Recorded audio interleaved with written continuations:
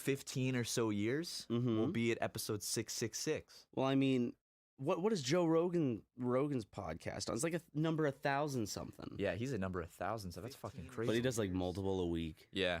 Can't keep up with that. That's too much work. I recommend the Joe Rogan podcast. It's a good podcast. It's pretty good. I've seen some of it. You also like the I haven't listened to it yet. It's the Brothers Grimsby. What are they called? Where did you even get that name? My brother and me. my brother and me. Yeah. But it's episode 66. It's a special spooky edition. It's a Halloween episode of our podcast, which means you can be expecting some frights. You can expect a jump scare. Some mites. Yeah, some mites. Ryan does have mites, so I'm trying to stay on the opposite side of the couch from him. You can see them crawling under my skin. I don't want to get that close. If I hold my hand up to the light. I don't want to get that close to see that. Oh, okay. I don't want to catch those. But here we are, guys.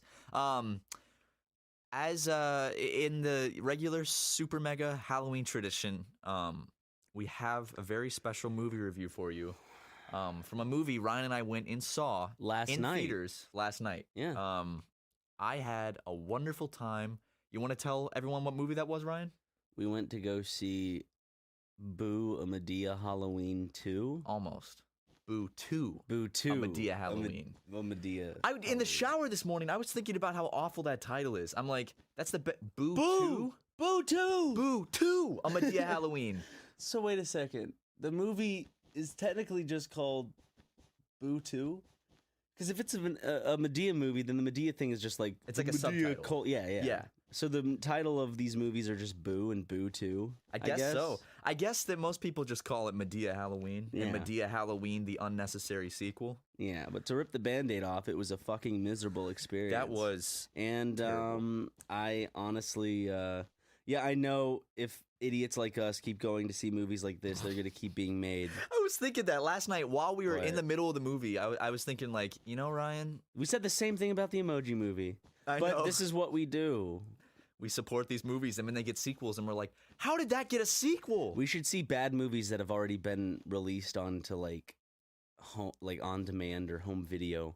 Yeah. Instead of supporting them in theaters. Because this one is, like... This is worse than the first one, I'd say. Yeah, definitely. It's hard. They're both just shit. They're both bad. They're both just awful This films. one made less sense, though, plot-wise than the first one. Well, in this one, I noticed a bunch of things during the movie that just, I don't know, it rubbed me the wrong way.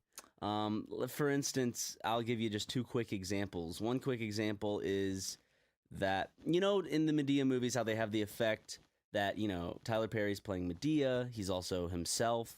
He is also this old dude. I don't know his name. Whatever. He for a period of time he was like the Renta Eddie Murphy. And so this movie is 100% lazy, and a testament to that would definitely be the fact that they wrote around several scenes. Like, they wrote scenes specifically to make it easier in the editing room and the filming process for this to be made. And like, I know it's like, yeah, that's what you're supposed to do with a movie, but this is like, I'm talking about not the intentional blocking of a scene to keep these two characters separate so it would be easier to film, because the compositing of both the characters on the same screen is done very sparingly, I would say, and only in wide shots. You know, they're not trying to pull a fun little effect like the Final Cut Pro King or whatever. So there's that, and then during the... Oh, sorry, let me just finish. Like, they tell the old guy, like, in the script, he stays in the car. He always stays in the car, so they don't have to do the work of, like, including him in the scenes with, like, Madea and the other characters. Right. And then, like, she'll stay somewhere and he'll go, so they don't have to show them at the same time. And also, just what shows the quality is after the movie ends, there's a string of hilarious, funny bloopers. And one of these bloopers is from a scene that was not in the movie. Yeah. Which leads us to believe that at the end of the movie, in, like, before the credits, like, this is, like, before any type of... Yeah, they put this stuff before the credits. The moment the movie ends, it starts the blooper. So it's still technically a part of the movie. So they technically are showing a blooper from a deleted scene. I guess that's what it was, yeah. Part of me's wondering if they're like, that blooper was so funny, we have to put it in. But it wasn't. And then the other thought is maybe the person who edited this movie forgot what was in the movie and was just told to get like a bunch of funny clips for bloopers to pad the runtime a bit more, because this is 2 minutes shorter than the first one, but it felt longer than the first one. Yeah, on the way to the movie, you were like, good news, Matt. It's only 2 minutes shorter than the first one. And the first one was long as fuck. I just remember being like, oh my God, just end. But we know why. And I was sitting there, and you and I were hoping that they wouldn't go the same route, because Tyler Perry likes to chew on the setting, not in the good way. God, yeah. He likes to stay in certain areas, and again, this wouldn't be a problem if story was being told here, or if the movie was at least somewhat watchable. But all these decisions are made specifically to make a cheaper movie and to make it fast.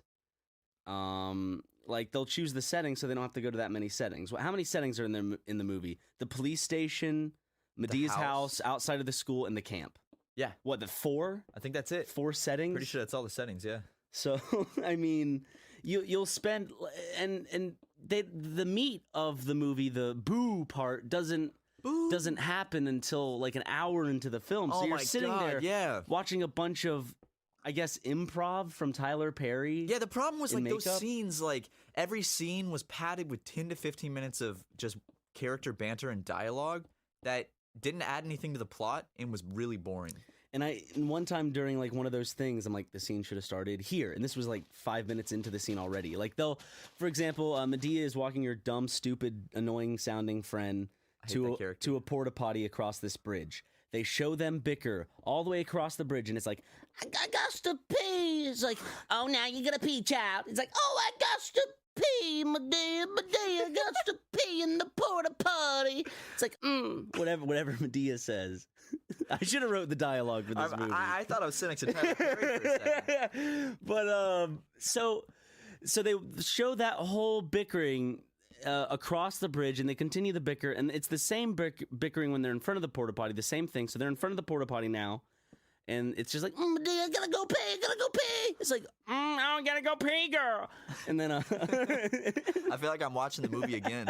and I'm like, the movie should have just started when she's opening up the porta potty, going, I told you I got to go, something like that. Like, that would have been quick. It would have cut out a good start to the scene. A start, the beginning of the whole unnecessary portion of that scene. That could have been done with so many of the scenes in this. And again, you feel this is done because they didn't have the content ready. He wrote the script which is heavily dialogue padded and probably padded with a lot of improv they did on set, specifically to just run the movie at a certain runtime so it can get in theaters, I guess. Yeah, and God, those scenes, there was too much dialogue. I'm sitting there, for instance, like, it just felt like the first movie, because in the first movie, Medea and her friends are sitting in Tyler Perry's living room, and they're having, like, banter. That was, like, the first half of this movie. They're in the same living room, having the same type of banter, and I was just getting these terrible PTSD flashbacks. I'm like, oh, my God. Because you have to remember, he writes plays, so this is the way he writes. Yeah. He writes two characters talking for a long time in a scene, but the difference between... I haven't seen past Tyler Perry movies. I'm going to give him the benefit of the doubt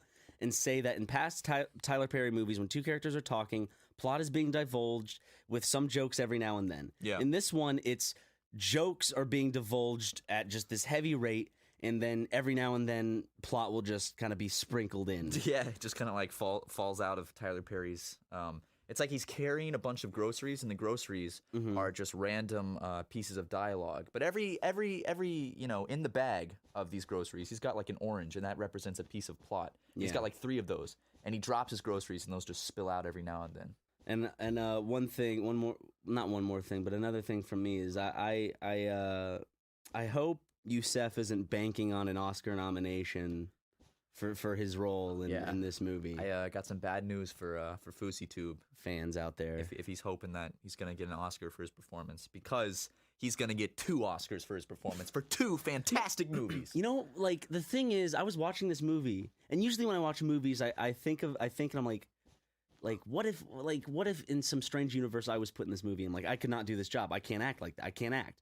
But, like, watching this movie, I'm like, please put me in this movie. I would have fun acting in this, because out of all the characters show that all you have to do is, she's almost 18? Dude, dog, whoa, boom, what? Ryan's not making that up. that was Fousey Tube and his friends in this movie. Fousey Tube's performance was so stellar and stunning. Come on, dog.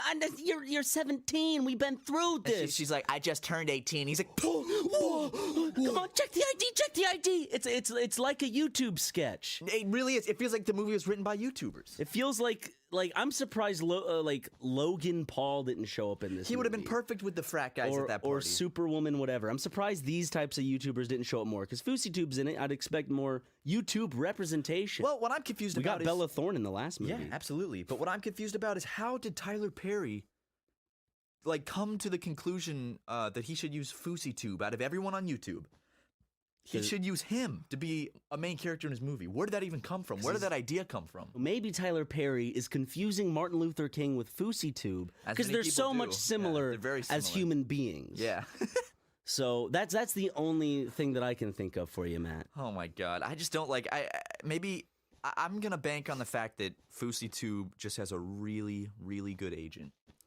Yep. That he probably pays a shit ton for, and he's like, okay, well, and I feel like guess you're rolling this movie. And I think that nose ring that he's wearing in the movie is actually his, which also leads me to believe that there's no costume department for this movie. That they just told people dress up in a Halloween gear and then show up to the filming of this movie. It's like they told Youssef, it's like, hey, wear what you want, or maybe they went to Party City and got him a little costume. Just nothing was done of high quality. Like, you can even see in the bloopers, he's just directing it, and, like, you can just imagine him just watching these scenes, just putting a stagnant camera, like, right there with a tripod, or having some poor camera guy stand there for hours as he's filming a Tyler Perry movie. And he's, like, in the bloopers, you can see he's coming up with, like, lines on the spot for them to say. Yeah. It's like, okay, how much of this is scripted? And he wanted to make sure you knew he came up with that I'll moose your hair line. Yeah, I'll braid your hair and moose it, which I didn't even get that. Can we talk about that actor? Because it was weird. The guy, the discount Vin Diesel, as you said. I said he was like the rough draft of Vin Diesel. Yeah. There's this character, and he plays this girl's dad, and he's this weird looking white dude who's bald, and he looks like, all I could say is he's a comedian. I know he's a comedian. I think he's definitely like a small little stand-up guy, maybe. I leaned over to Ryan and I said, is this guy even human? Because the way he acts, it was just so weird, and like he would smile too much, and like his eye movements and his gestures, he'd be like, hey, sweetie. I'll describe the way I thought of it. It's almost as if he was being yelled direction as he was acting, so it's like, blank, and then he had to blink. It's like he's playing this game with the director. Oh, he was so weird, and he was creepy, too. Like, something about him was really off-putting. He didn't come off as a dad. He came off as, like, oh, hey, you and the girls don't want to hang out with me? Yeah, it was creepy. It's like, okay, getting an odd vibe off like, of you. He looked very, you know the whole Uncanny Valley thing where when scientists and engineers make a robot that's designed to look like a human, it looks a little, like there's something that you could tell it's not a human. It's a little off-putting. That's how he looks. Yeah. And if he listens to this podcast, I sincerely apologize. And I'd love to hang out and get lunch. There's so much shit about this movie. I'm trying to. The dubbing? I was about to bring that up. That's exactly what it was about. Yeah. The dub, like when a character would say "this fucking sucks" or something, it would go this hecking sucks or something. They'd say like freaking, or I remember they censored damn with darn sometimes because they censored fuck with hell. Yeah, there were a lot of swear words in this movie. But every now and then, a swear word would be dubbed with a lesser swear word. It's super obvious, like too. damn would be changed to darn. And Ryan and I both noticed every time. We're like, why did they do that? My theory is that originally, because it was improv, they realized in the first cut, like, oh shit, there's too many swears in this movie, which means that it's probably going to get rated R because we have too many swear words. Like over, I'm assuming movies probably have a limit, like a number limit of how many swear words. I know PG-13 has a limit of fucks. I didn't know they had a limit of overall swears, but that does that, or maybe even for advertiser purposes. Yeah. So they were like, all right, well, let's go back through and let's take like maybe it was all the rape jokes. Who knows? There was a lot of rape jokes in this movie. A lot of sexual like harassment stuff. Too much. The age of 18 is like it's always highlighted. It's like, are you 18? And she'll go, no, I'm 17. You go, oh well. I was about to feel like a woman. And then it cuts to the next scene and he's like, damn girl, sure you don't want me. And it's like this older Tyler Perry character, and I get it.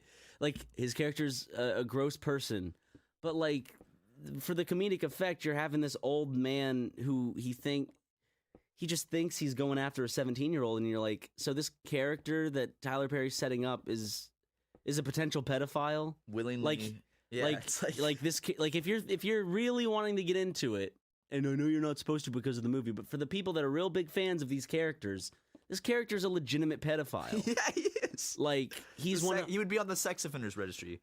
So are like the college students. If you notice, if you noticed in the scene where she shows them the ID to say she's 18, it's like, it could be fake, but I don't care. Yeah, it's like as long as it's like every character that's a male almost, besides Tyler Perry himself. I'm not excluding the white dad because God knows he said some creepy shit too. It's just like is a fucking rapist. Everyone in this movie was like a sexual predator. Like, let's get this out of the way. There was no actual pedophilia in the movie. No, there was so much hinting. It's just the illusion of pedophilia, and the fact that these characters act this way, thinking that the characters are underage, and it's supposed to be this goofy comedy. Yeah, it's such a weird, because I picture Tyler Perry as like some Christian dude that makes wholesome films that for some reason make people cry near the end.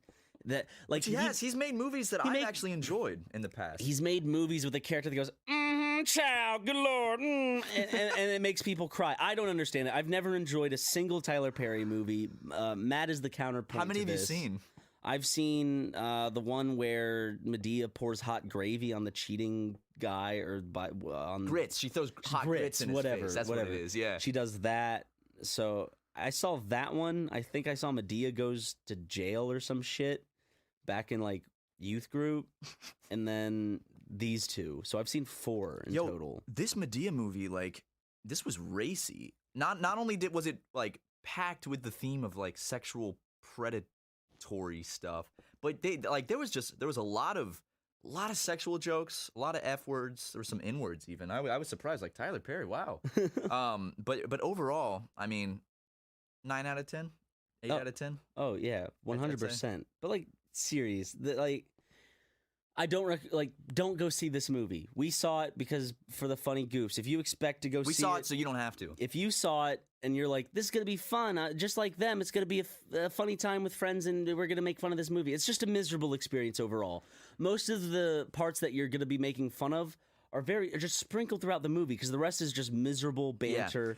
Yeah. And at the end of the movie, I was telling Matt, is it even fair to critique this movie? Because it's not made for any artistic integrity. It's not made because the writer thought it was funny or people wanted to actually make this because of the idea or the characters or this is actually someone's sense of humor. They made it because of money and because they have a fan base, and like they shat this one out in like what, a year? Less than a year? Yeah, less than a year, because the first one came out a year ago. And you can tell there's one scene I told you where it sounds like they recorded the audio in a public restroom. Yeah, it's so echoey, and like it's like they use like a tin can phone to record. It sounds like they didn't have a boom mic turned on, so they had to use the like B camera audio from like a camcorder in a public restroom. That's what it sounded like. But if I had to rate it on a number scale, I'd probably give it a 2 out of 10. Yeah, I give it a 2. Yeah. I think it's the fact that it was so lazy and it was so, I guess, transparent with the way it was doing its bullshit, like writing the characters separate from each other to make it easier for them on set.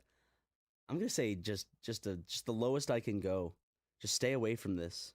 Like there are bad movies that are actually good. This is far from that. This is far from enjoyable. I mean, it was the same when we saw the first one. We were like, that was not even fun as a joke. That was miserable. First one's a 2 out of 10. Second one's a 1 out of 10. Okay, yeah. For me, I cannot recommend this movie to anybody. I'm sitting there and I'm thinking, I cannot think how anyone could be enjoying this movie, but I'm proven wrong by the 3 women to the left of us that were laughing hysterically throughout. Man, it was almost like I had a soundboard of a studio laugh track, and every time someone opened their mouth, I hit a key to play that laugh track. But the best way I could describe this movie, to sum it up, is, you know, when you are exercising, let's say you're running the mile for school, or you're on like a bicycling machine, and you see that there is, let's say your goal is 5 minutes, and you're at 2 minutes and you're already exhausted and you're just looking at that timer and it's slowly ticking up to 5 minutes and you're like, that's how that movie feels. That feeling put into a movie. That's the best way I can describe it. Yeah. It was just like, oh my God. And Ryan kept leaning over. He's like, okay, a little over an hour left. Okay, it should be about 30 minutes left. But the worst part was we forgot to factor in the preview time. Yeah. So we actually had 10 to 15 more minutes than we thought. Yeah, so like you told me you were like only an hour left, and I was like, yes. I'm in like 15, 20 minutes. So you're like, I was wrong. At this point, there's only an hour left. And I was like, no! It was horrible. But that's our review of Tyler Perry's Boo 2, A Madea Halloween 2. Yeah, you could say it was so bad we planned to review it right after the movie, but my spirits were so down after watching it that I could not come in to record this review. I just didn't.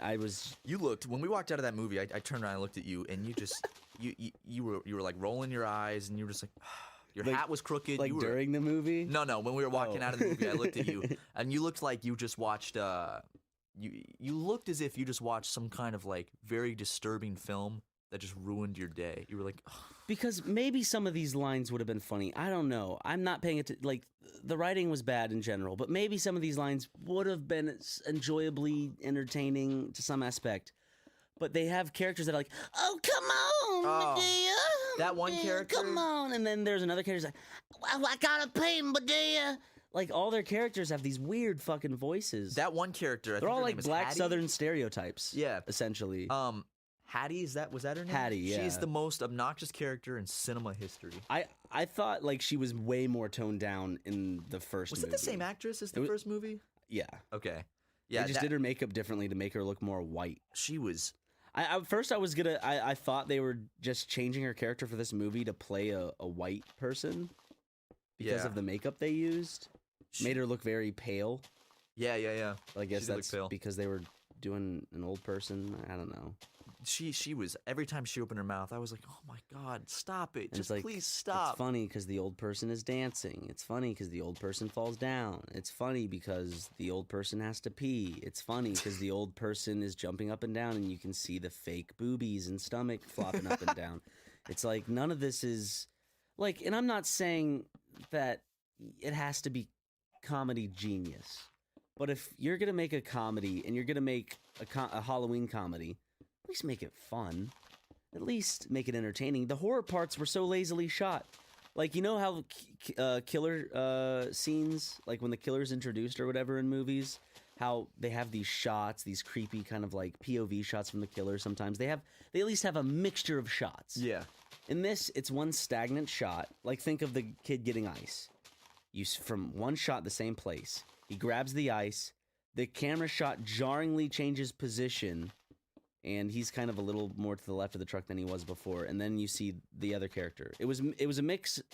The reason it was so jarring is because it seems like the cameraman only moved 5 steps to the right, and then it cut. Yeah, exactly. You know what I mean? That's it. So, and then the chainsaws go, and the actor who was playing the kid getting ice, he was smiling while he was being attacked. I noticed that. So it's like, I feel like that movie was a lot of like, they'll do the very first take. And then Tyler Perry's like, all right, sure. They're like, do you want to get another one for safety? He's like, I mean, do we need it? He got a second take of her rushing out of the porta potty though. That's true. Remember the bloopers? He goes, let's get another one. Yeah. Tyler Perry. Man, I'll say these 2 things. I think I'll give it credit. I did laugh. I think twice. I don't remember when I laughed. Was the grandpa character? It was always the grandpa character, and I did laugh 2 times. But I don't remember why either time, so that also says something. I thought one of the blooper lines was like probably one of the actually more clever and funny lines. I can't remember what it was, but I'm like, why wasn't that in the movie? Yeah. Why did you keep in all this other stuff? Yeah, and Tyler Perry, I mean, gotta give him credit for how successful it is. His net worth is $600 million. Did you beat the woman that wasn't listening to you? Yeah. Like I told you. I'm like, ha ha. That character is like, ha ha ha. Oh man, but yeah, Tyler Perry. As long as you're hiring YouTubers for movies, I know we just completely tore apart your newest movie, but if you want to, no, the only way he can redeem himself with Boo 3 is if he casts us as the antagonists of the film. Oh my God, Tyler Perry, So, you know you want to do that. Please put us in the movie, even if we're like I'll take a background character. I just want to be in a Tyler Perry Madea movie. Please, Tyler Perry, please. If anyone knows Tyler Perry and can get us in contact, I would love to be in the next Madea movie. I don't care what Madea movie it is. Preferably Boo 3. Boo 3 would then I'd have definitely- to give a good review on it, Tyler. Yeah. That's how you can redeem yourself.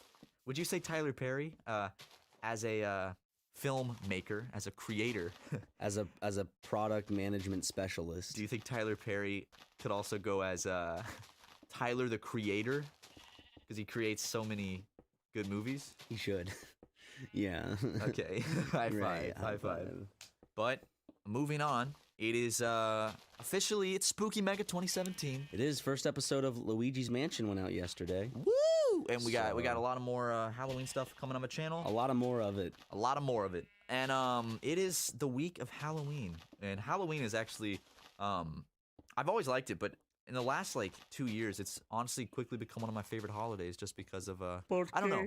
I just love I love the feel of Halloween. I like the vibe. It's when the weather starts getting colder unless you live in Los Angeles. Then it was what was it? It was 101 degrees yesterday, Yeah. and it's like what the fuck?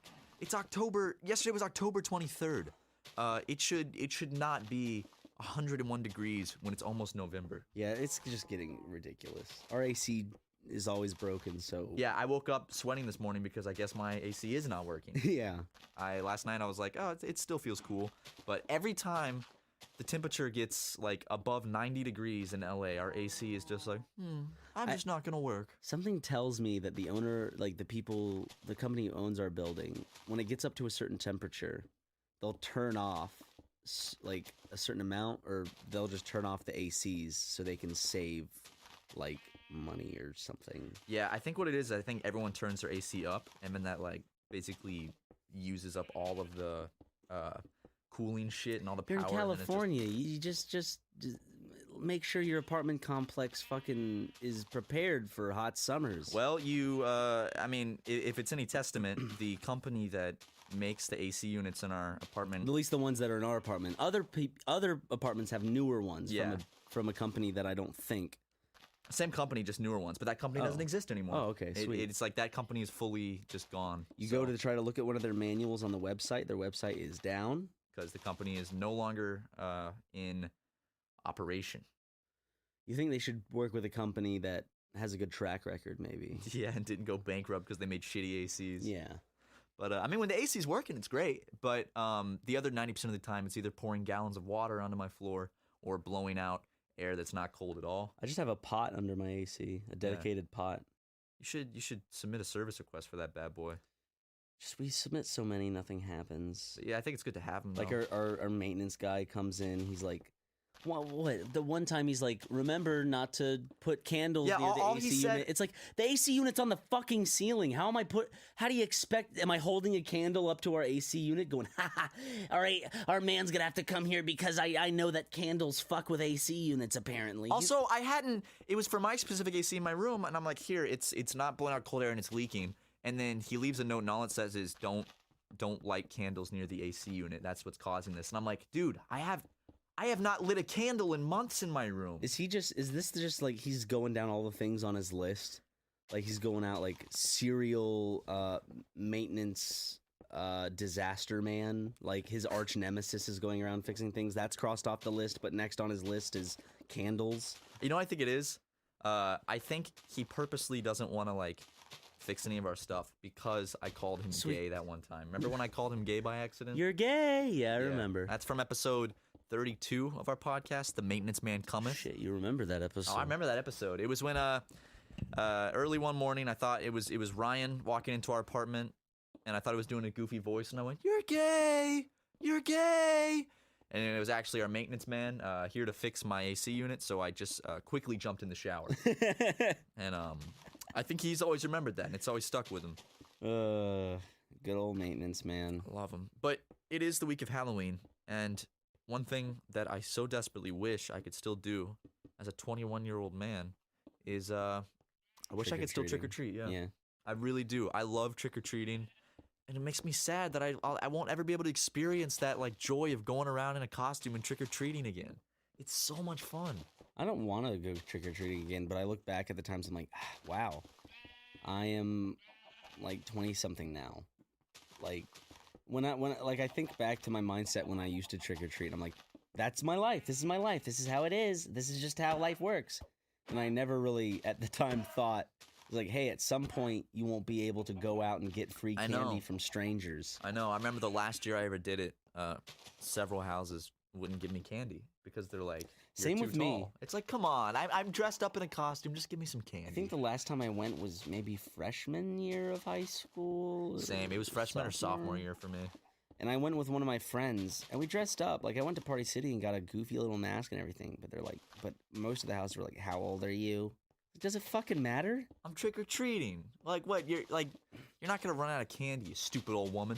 The thing is, it's like isn't it trick or treat? So it's like you either give me a treat or I fuck up your house. yeah, I will burn your house down. I will shit on top of your chimney.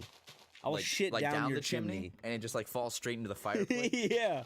Imagine that. Someone has like a fire going on and you're just shitting into the fire. And so they're like, what is that smell? I could see it's like if it's a tall chimney, it would fall and it would hit with such velocity That's that what it would Santa just, does to the bad households. He gets Rudolph to shit down the chimney. like just a reindeer shitting down I the cannot chimney. wait for Christmas. Christmas is, well, as much as I love Halloween in this season, I absolutely love the Christmas season. Oh my God, Even though same. I don't celebrate it for religious purposes myself, I still have joy in the holiday season. It's a very happy time for everyone, really. It's like, it doesn't matter who you are. The holidays, it's just like a time to reflect on the end of the year and share joy with others and see your loved ones. It's a nice time. It's just very nice. You know, you got these cool decorations up and these lights that are pretty, and I love Christmas music. Like, I absolutely we need to go get some Christmas vinyl. Yeah, we do, because we both have record players now. We need to get, you know, I saw a nice Christmas vinyl the other day, and I was like, I'm gonna buy it, and then I was like, you know what? No, I'll wait until it's Christmas time, so I'm not wasting my money now. I was thinking of getting the, because they have the whole How the Grinch Stole Christmas, like, TV thing on really? On a, like, the audio recording is on vinyl. That's awesome. I wouldn't mind listening to that. The one essential album I have to get is the Vince Guaraldi Trio, the Charlie Brown Christmas album. I've listened to that like every year growing up. The Christmas music from Charlie Brown, it's so good. We're gonna have to get like Christmas candles. Gotta get a wreath. We can't put it on our front door, but we can put it on the back side of our front door so we can see it. That'd be nice. Gotta get a Christmas tree this year. I don't really want to get a real Christmas tree. That was a lot of shit to deal with last year. Yeah, we'll just get some sort of thing. Those needles, those dropped like crazy. And then like, how long did we have that Christmas tree in our living room? A month? Until like February or something. Maybe more, I guess. Yeah. And they were like, all right, we should throw this away. And then when we threw it out, I got sap all over my hands, and I was like, God dang it! Try to wash the sap off. It's hard to wash Washing off. sap off is super hard. Come on, guys. Guys, give me your best remedy for washing sap off of your hands and your skin and clothes. Does not want to come out of clothes. I got on my shirt and I was like, man. I'm excited. Why are we talking about Christmas on the Halloween podcast? I don't know, but I'm excited for Mario Odyssey. Yeah, that comes out as of the time this podcast comes out. It comes out tomorrow, doesn't it? Yeah. Woo! The 27th. Damn. That's gonna be a good game. You excited? I hope so. Yeah. Did you pre-order it? I did not. Oh. I think I'll have a hard time finding it. Probably not as.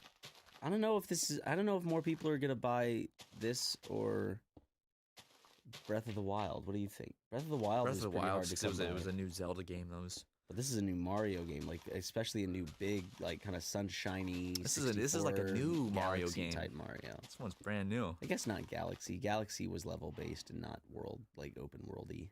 Woo! It's so weird seeing Mario mixed with real life humans. Well, it's gonna be fun. We're gonna get to dress up Mario and jump around and kill things and hopefully throw fireballs. Throw little balls of fire. Ryan, what's your best scary story you can tell on this podcast? My best scary. Because it is episode 66. Best scary story? Yeah. Jeez, You ever been wrapped up in a cult? You ever been kidnapped by a psychopath? No.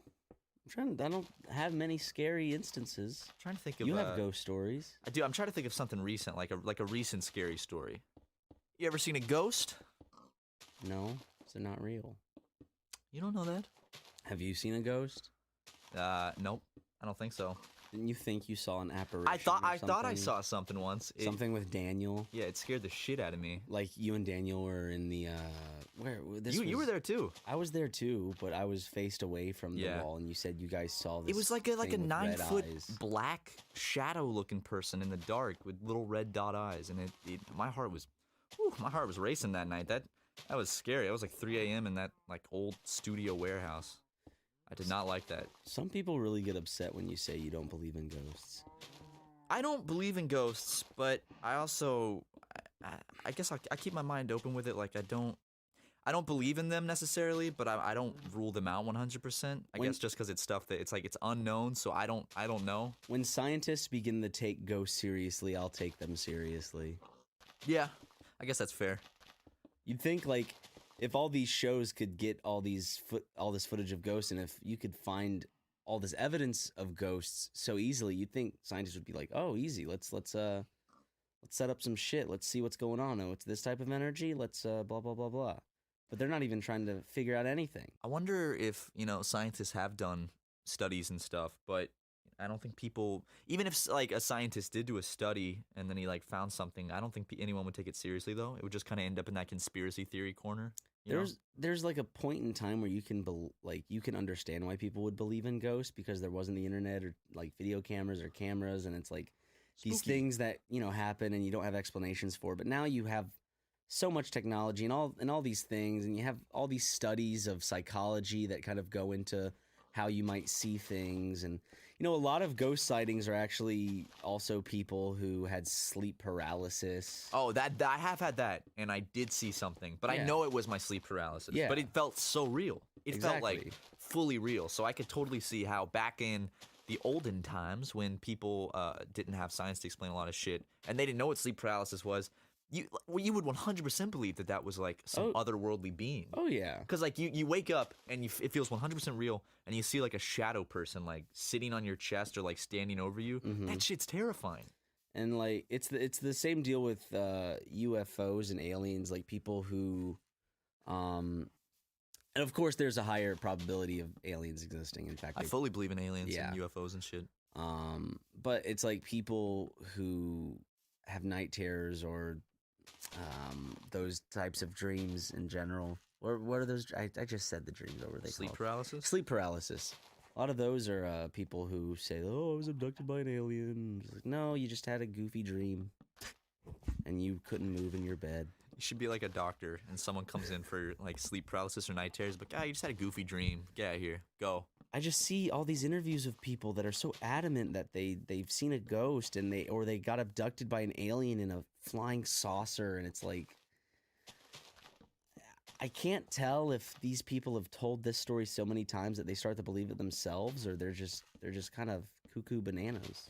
I don't know. I'm much more willing to believe in like aliens and alien abduction stuff. Like I don't throw that stuff out. I can believe that to a degree. I guess to a degree, but there's no, like, there has to be evidence.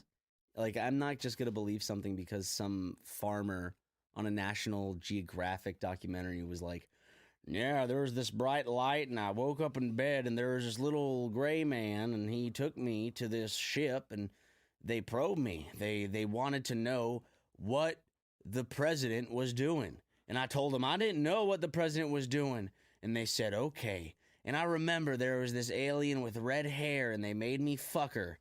And it's like just all this weird shit. I've heard that exact one, actually. Well, I mix-mashed a bunch of different The alien with like red pubes and stuff? Yeah. I've heard that. And then she fucked the farmer dude. And like how like he has alien children out there. And they like abducted him later and showed them to him. Yeah. Yeah. See, that stuff, that's a little kooky. Like, I like those stories because they're fun stories. Oh, they're very like, fun. They're fascinating. Yeah, they're fun. But anything beyond that, when you start to take it with a credence of holy shit, like if you take it seriously, then you'd have to be like, holy shit, they're gonna come down and they're gonna use their big tractor beam to levitate me up and see, I used to be scared of that. Make me have sex with some alien. When I was in middle school, I would stay up late after everyone went to bed and I'd watch all these like alien videos. I was scared too, but I'd were scare young. myself shitless. We were young. That's true. Yeah, so... I'm not scared of aliens anymore. Actually, that's not true. when I am camping and I'm out in the woods by myself, I can't help but feel some of that fear I felt when I was younger. That like, oh shit, a light's gonna come out of nowhere and then I'm gonna get abducted. But I fear like some strange lunatic more than an alien or a ghost. Like if I'm out in the woods, I'm gonna be like, some stranger's gonna come out here and have some sick kicks and just gut all of me and my friends, and it's gonna be this national news. That'd be fun. No, it's not even a national news story. Why would that even make... Someone gutting people in the woods is not a national news story. No, that's just funny. What about squatches? You scared of squatches? No. You believe in squatches? I want to, but the probability of a squatch actually existing is just about as it's I don't know. All right. It's like a leprechaun. I believe in these things in this order, going from I believe in them the most to the least. Aliens, ghosts, Sasquatch. Aliens, ghosts, Sasquatch. I think Sasquatch is at the bottom of the list for me. However, every time I go camping, I'm still scared of Sasquatches, even though I know it's like irrational. And dumb. It's like They'll come to your campsite. Yeah, dude, like that shit's scary. Like what? In the off chance that they are real, it's like it's gonna come and rip me to Have you seen Harry and the shreds. Hendersons? They're nice. Oh yeah, I guess you're right. Have you seen Little Bigfoot? Little Bigfoot? No, Little is Bigfoot. Some kid movie Ooh, I'd like to with check a that little out. Bigfoot. A little Bigfoot.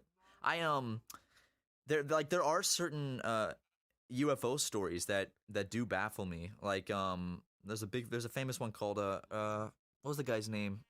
Travis something, where it was a bunch of guys like they were like doing a logging job, and then there was like a huge red light in the woods and saw a thing, and they said their friend got abducted, and then he was missing for like 4 days, and they all took those lie detector tests with the police station and showed that they were all telling the truth. And say what you want about those lie detector tests, Or they're all crazy and they actually believe what they're saying.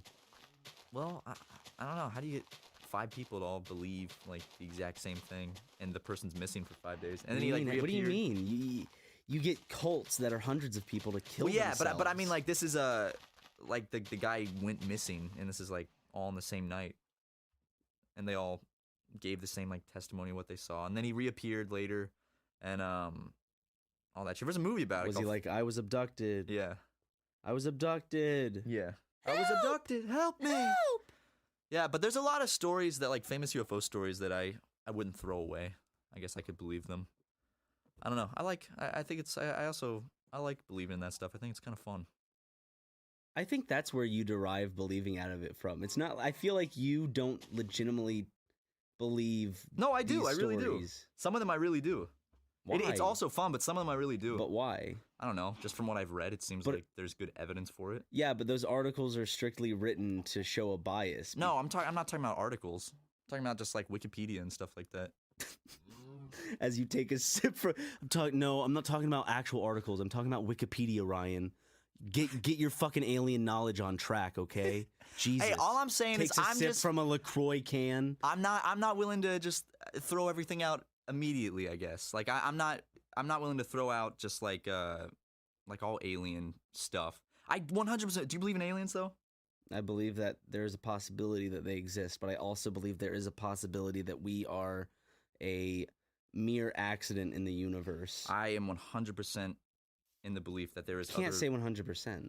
That there's other life out there. I'm not talking about the guys in UFOs. I say that because the universe is so big and there are so many planets and galaxies, I think that it is without a doubt there's some form of life out there, whether it's even just like microbes. I say it's like I don't think we're the only place in the universe where it got lucky enough to have life form. No, of course not, because there's been water on other planets. We found that out from that's what Mars. I'm saying. Like, I think of course there's 100% life out there, but like when we're talking about like little organisms, that's what I'm saying. But I'm in saying terms just of a life out there. civilization, it's hard to say.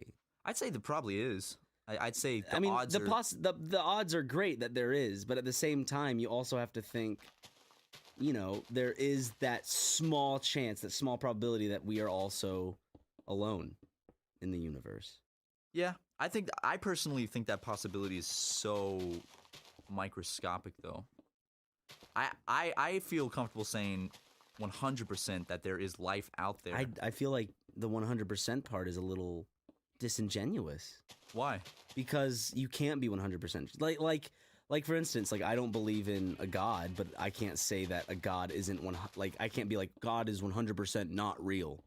Okay, then I'll say 99.999%. There we go. That there's life out there. I like that. That's better. I'm glad I could satisfy you. I like that, except for when teacher. You're welcome. That's why you are here. Get with it. I think the whole 199% thing is all fine up until a teacher's like, well, technically a student can never do perfect on a paper. Yeah, it's like fuck off. Shut up. You're not my math teacher. It's like, yes, a student can do pretty perfect on a paper. I remember, like... Stupid. Like, they'd give out 90... They'd always 99.9. Sorry. It's like, no, give me 100. Like, what is that point... Like, why?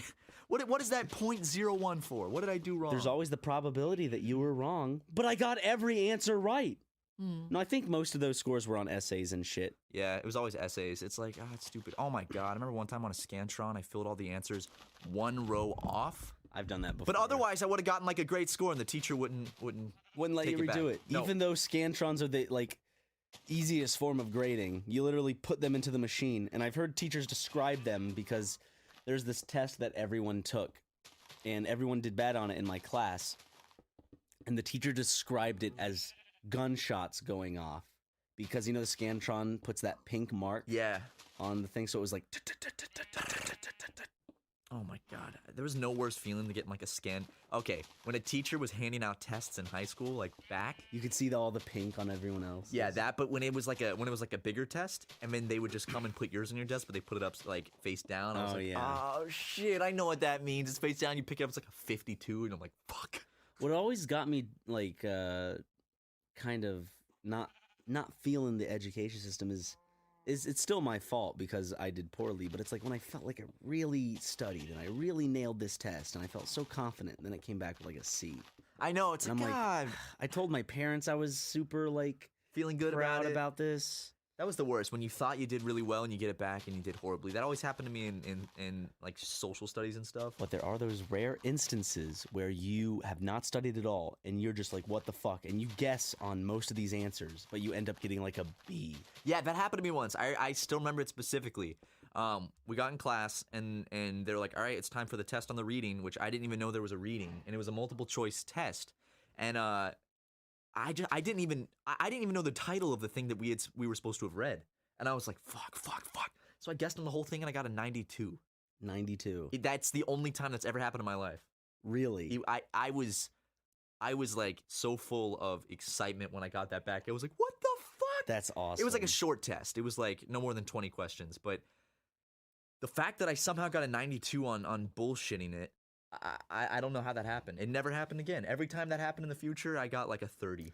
My favorite thing to do, because it just felt good, was like when you had a project, like you go home, work on a project for a week, except there would be these, think of it as a video game. You get these side missions that you get bonuses on. So you could get over 100. Ooh. Or like, you know, those 10 extra points that you earned, you got a 70, but it bumped you up to an 80, so you feel a little better. Or you got like a 75, which is a D? A D in South Carolina, and then it bumps it up to an 85, which is a B. Yeah, oh my god. Growing up, I know it varies state to state, but the grading system was so stupid. It was 93 to 100 is an A, 92 to 85 is a B, 84 to 76. 77 was a D, I remember. Okay. So 78 was a C. Yeah. And then 69 and below was an F. And it's like, that's kind of dumb, because if you think about it, it's like 69, it's not a good test score, but still, if you know 69% out of 100, that's still a lot. That's almost 7/10. It's still a majority out of the knowledge, but that's an F. But also in college, did it change to 90 to 100, 80 to 8? What would it be? 80 it went by tens, so it was like 90 and above was an A. Above in 80 to 90 was a B. 80 to 89 was a B. 70 to 79 was a C, like that. Which I like that way more. Even though that's a 9-point change in grade. Yeah, but it's still lowered. Yeah. So, I also liked it when there was a smart student in the class and they did poorly. Then you found out that everyone did poorly, so the teacher had to give everyone a curve. Like a curve. Like, I loved that. I was like, yes. Oh my god, curves were great. The worst thing was when the entire class, I remember this happening several times, the entire class was just, everyone failed it, like 90-something% of the class, like D's and low C's. But then there's one student that got an A, so the teacher was like, no, I'm not giving a curve, because if this student they were like, because one or two students did so well, it shows that clearly the subject was taught and people didn't study enough. It's like maybe that person just went above and beyond to teach themselves because they were terrified they were going to fail because you didn't do a good job teaching it.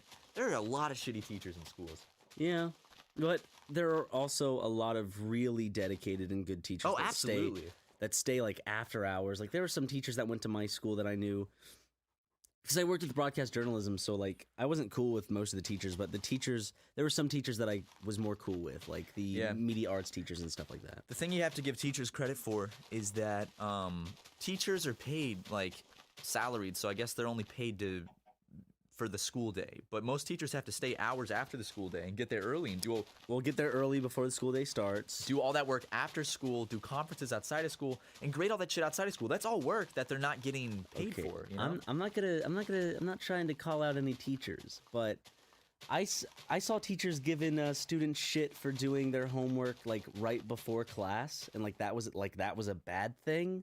Like there's a due date. Just get it in by like when it's due. You can do it before class. There's nothing wrong with that. Like you might get a worse grade on the homework, but whatever. But then like I'd see some teachers in the morning, like that same teacher would be grading tests they were handing out or something later that day. Yeah. And it's like, you wait to the last minute too, and I understand that you may have more work than the students, but you also have to realize that like a deadline's a deadline. Don't come up with your own biases, because it feels like the teachers start putting in their own personal bias. It's like they're personally annoyed that you waited until now to do the homework. They don't actually care. Yeah. I think that sometimes I did my homework. I did mine on the bus sometimes. I did mine in class. Like the class it was due, it's like, all right, I'd pick it up in like through, 5 minutes, and I'd copy someone else's. But like I remember in college turning in assignments online at like 11:58 p.m. that was due at midnight. Yep. Because I'm like, fuck, I forgot. So I remember I think everyone does that in college, unless you're like a straight A student. College was an interesting experience, I will say that. It was I'm sad because I didn't get to experience the full like force of it, I guess. Same. I mean, I only got 1 stayed year until of it. sophomore year. Yeah, I left it after I finished freshman year. R.I.P. Yeah. I miss it, but I'm happy. I like what I'm doing out here. I like doing Super Mega. So oh yeah, it all works out. It's good stuff. All of our friends are moving on, Matt. They're getting jobs. We're moving on too. I was just thinking last night, and it was just this weird feeling. I was like, there's so many, like, if I tried to get into, let's say, a relationship with a girl, you know? Yeah. If you're in this situation and you're trying to like get a girlfriend or something, and then that girl after like the first date can like she's gonna ask like, what do you do? You're like, YouTube. Oh, that's cool. What do you do? You know, that type of thing. Yeah. They're gonna eventually get it out of you what you do and what your channel name is, probably. Yeah. They're gonna go look up your shit and think I of know, all it's the stuff we've embarrassing. said, and I know. it's like that's not a good first impression. That robs us of us swindling them later on in the relationship with this bullshit. Yeah. Well, I mean, at the end of the day, no one forced us to put all this shit out there. So No. I guess it is on us, but No, but I'm saying this is a fault like that I'm noticing with like, holy shit, I say all these things. I know, and then I'm like, wow, when I meet someone, like even like a distant family member, and they go check out my channel, I'm like, don't do that. I know. I remember like one of my family members that I talked to like once every 2 years was like, what's your YouTube channel? And I was like, oh, good lord. Good lord, no. Because they were with my grandma, and I was like, please don't show this to my grandma. Oh no. I mostly just say I work online, and if I ever have to say it, I just say I work for Game Grumps. Yeah. I'm not saying I'm embarrassed of Super Mega. It's just like I don't want First impressions to be this channel where we're making like dick jokes and saying all this stuff. Someone that I'm getting to know has this catalog of days of just instances of me talking and getting like they could get to know me essentially through some aspects of podcasts and stuff. I can't get to know them just as fast. I have to take my time and ask them questions and get to know them. They can go straight to YouTube and hear a bunch of conversations that I've had. Yeah, exactly. You know what I mean? Yeah. So I just figured like it's gonna be harder in the future when it comes to like meeting people. Yeah. I've thought about that before too.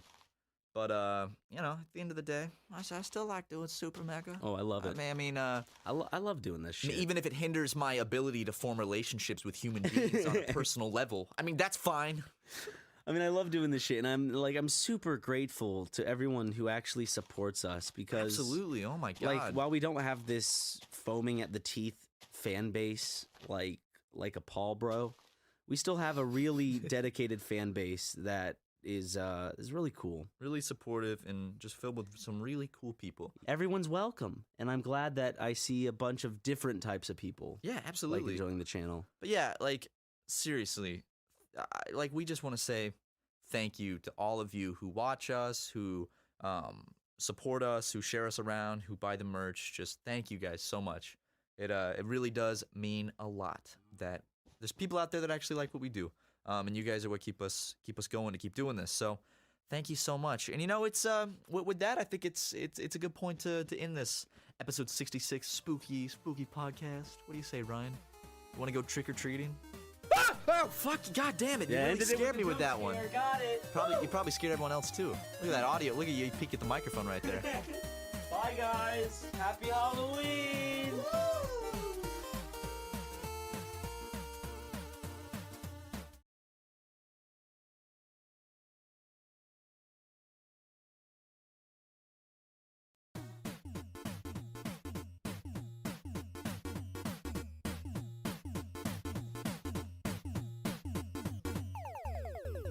Everybody, welcome back to Super Mega Cast. This is episode 67. A bit late this week. We apologize. That's my fault. I was sick. I came down with some sickness. I'm sorry. How dare you be sick? I'm sorry. What did you even have? I don't know. Like I had some kind of like you I had like fever. the trifecta. You had like a fever.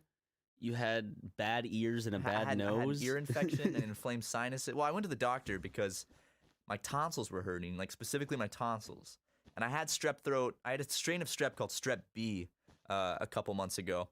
And they gave me penicillin to get rid of it. And then I think it never went away. And then my throat was hurting really bad, so I went back to get it checked out.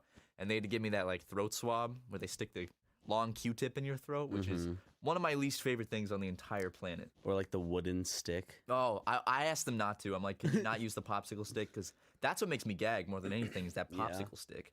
But she carved around in my throat with it for a little bit, had a good time, and then it's off for lab results right now. Maybe I'll find out today. But pray for Matt. Yeah, guys, hashtag pray for Matt. Let his lab results come in okay. Please pray for me, guys. I need it. And I'm sitting here in a widow's gown, preparing like a little black veil over your face. Yeah. And also, then she's like, you also have an ear infection and incredibly inflamed sinuses. So I was like, oh, cool. So just taking some more medicine. I'm feeling better now. Feeling good enough to record a podcast. So if some of you prayed just now, then the prayers might have gone back in time and worked. So thank you. Thank you for that. Because God, there's no time. Yeah, like time is like a human construct, so God's outside of time. He was the matter. He was the extra matter before the matter and antimatter kind of so guys assimilated who throughout prayed the for universe, me, thank right? you. Hold up, Ryan. I gotta say something. Mm-hmm. I just want to let you know that MeUndies makes feel-good undies your butt will be proud to wear. But Matt, are you sure they'll be the most comfortable pair of underwear you will ever own in your entire goddarn life? Yes, and you can check it out yourself at MeUndies.com/supermega. Whoa! With tons of styles and patterns to choose from for both men and women, MeUndies will have to be... What? What? What were you saying? No, I was saying like, ooh. Oh. Yeah. With tons of styles and patterns to choose from for both men and ladies, MeUndies will have the perfect fit for any personality. Oh, wonderful. Nice. The MeUndies feeling is unmatched because they use a naturally soft fabric that is not one, not two, 3 times softer than cotton. But Matt, stop. Wait, hold on a second. For a limited time only, check out MeUndies' first ever glow-in-the-dark print. Lights out. Oh, it glows in the dark! Gasp! Why not update your underwear drawer and glow at the same time? And if underwear just isn't your thing, MeUndies also makes the softest socks in the world that you can put on your doorknob to warn your friends. Or your feet, either one. Well, okay. I got a pair of MeUndies in the mail recently. I put them on, and I do have to actually say they are incredibly comfortable, because usually I just get underwear that I buy from like Target, And these things. Mwah, Mamma mia. I've been wearing them for a week straight, folks. They're wonderful. They got that fresh smell. They always have that good old MeUndies They always smell. smell good. That's the thing. Like, I have not showered in a week or taken these off, and they still smell good. That's awesome, Matthew Watson. You're welcome. To get 20% off the best and softest underwear and socks you will ever own, free shipping and a 100% satisfaction guarantee, go to MeUndies.com/supermega. That's MeUndies.com/supermega. Back to the podcast. But episode 67, only 2 more episodes until lucky number 69. Am I right? What are we gonna do for episode 69? Anything? We gotta do something special. Let's do something a Howard Stern type thing. Let's buy what do you call those things? By Howard Stern, do you mean something incredibly creepy and like just really uncomfortable? Let's to just watch? get a bunch of young models that are looking to get their name out there and have them sit on a vibrating stool. Yeah, that's a classic Howard Stern movie. Dude, Howard Stern's creepy, I do have to say. Like, I know he's a super famous, like, radio icon, but... I think they're past all that stuff. Like, that was in the, like, early 2000s, late 90s when he was, or just the 90s in general, and then early 2000s when he was, like, super... Yeah. He's always been edgy, though. He's very edgy. Like, back when he had that mustache and perm look or whatever that was. He still has that hair, I have to say, he has one of the best voices on radio, though. He's got a good voice, if not the best. Howard Stern. He's a classic. He's just like a classic American radio man. He's got Robin. Doesn't have Artie anymore. But he still has Hannibal. Yes. What? That's not his name. What are you talking about? Beetlejuice. Why did he say Hannibal? He might. Yeah, Beetlejuice. Beetlejuice Green, and they have a bunch of friends. I love Beetlejuice. Man, if we could get Beetlejuice on this podcast, holy shit. The stuff that I like, because I went on a Howard Stern binge recently, and the stuff that I'd find, like, it was there was a segment called something like Battle of the Retards. No, dude, Howard Stern. I'm serious. Like, he did some. And they got a guy with Down syndrome, and then Beetlejuice to go in like a head-to-head like question. I guess. What do you call it? I've seen that. That's where they ask Beetlejuice like really simple questions, and he gets them all wrong. Yeah, like I don't know, how many fingers do you have on one hand? 4. Have you ever watched compilations of Beetlejuice? He's insane. He made a sex tape too. I don't want to see the sex tape. Are you sure you don't want to see the sex tape? I'm pretty sure. Well, if you ever do change your mind, let me know because I've seen it. There's got to be something illegal about that. Can you make porn with a mentally unhinged? He's not mentally challenged. Matt. Beetlejuice? Matt. No, he's not. He's got some deformities, but I don't think he's mentally challenged. Then he's just stupid? I think he's a little slow. So he's challenged mentally. So he's mentally challenged. You know what? That's why he was in Battle of the Retards. That's not my coined term. That's whatever I think. That's what Howard Stern said. I think that's what it's called. Watch it be like some very respectful name and Battle of the Gifted Beings. And you called it Battle of the Gifted Beings. Well, speaking of gifted beings, the CIA recently released, or the FBI, I don't remember which one. CIA. The CIA released some files on Osama bin Laden. And basically, they released a bunch of his computer files for the public domain. And I read through a bunch of articles and a bunch of websites that went digging through the files to see what they could find. So I'd like to share with everybody some of the things that were on Osama bin Laden's personal computer. Okay? Oh, yeah? Okay. Are these file names? File names as well as just content that was on the computer, okay? Osama bin Laden did have a large collection of anime, first of all. He had many episodes of Naruto, Bleach, Dragon Ball, Devil May Cry. No Full Metal Alchemist. I don't know. That might be in there. The articles didn't list that, though. No Death Note? I don't know, man. I don't think he did. He would, if Osama bin Laden had Death Note, that's like his dream come true. But he did. Did he have any Miyazaki films at all? I don't think so. All I read was Naruto, Bleach, Dragon Ball, and Devil May Cry. So our boys out there commanding a bunch of terrorists while running Naruto style. Dude, oh my God, I would love to see that. But it was all subbed in Arabic. He had a large collection of Nintendo DS games. He had Grand Theft Auto Chinatown Wars. Never played that one. New Super Mario Bros. Played that. This one hits me on a personal level. He had Animal Crossing Wild World. So really? What do you do in Wild World? Sorry, How is that different? Ryan, what? I'm getting a call from Burbank, California. Can I take this real quick? Yeah, put it on speaker. Hello? Yes.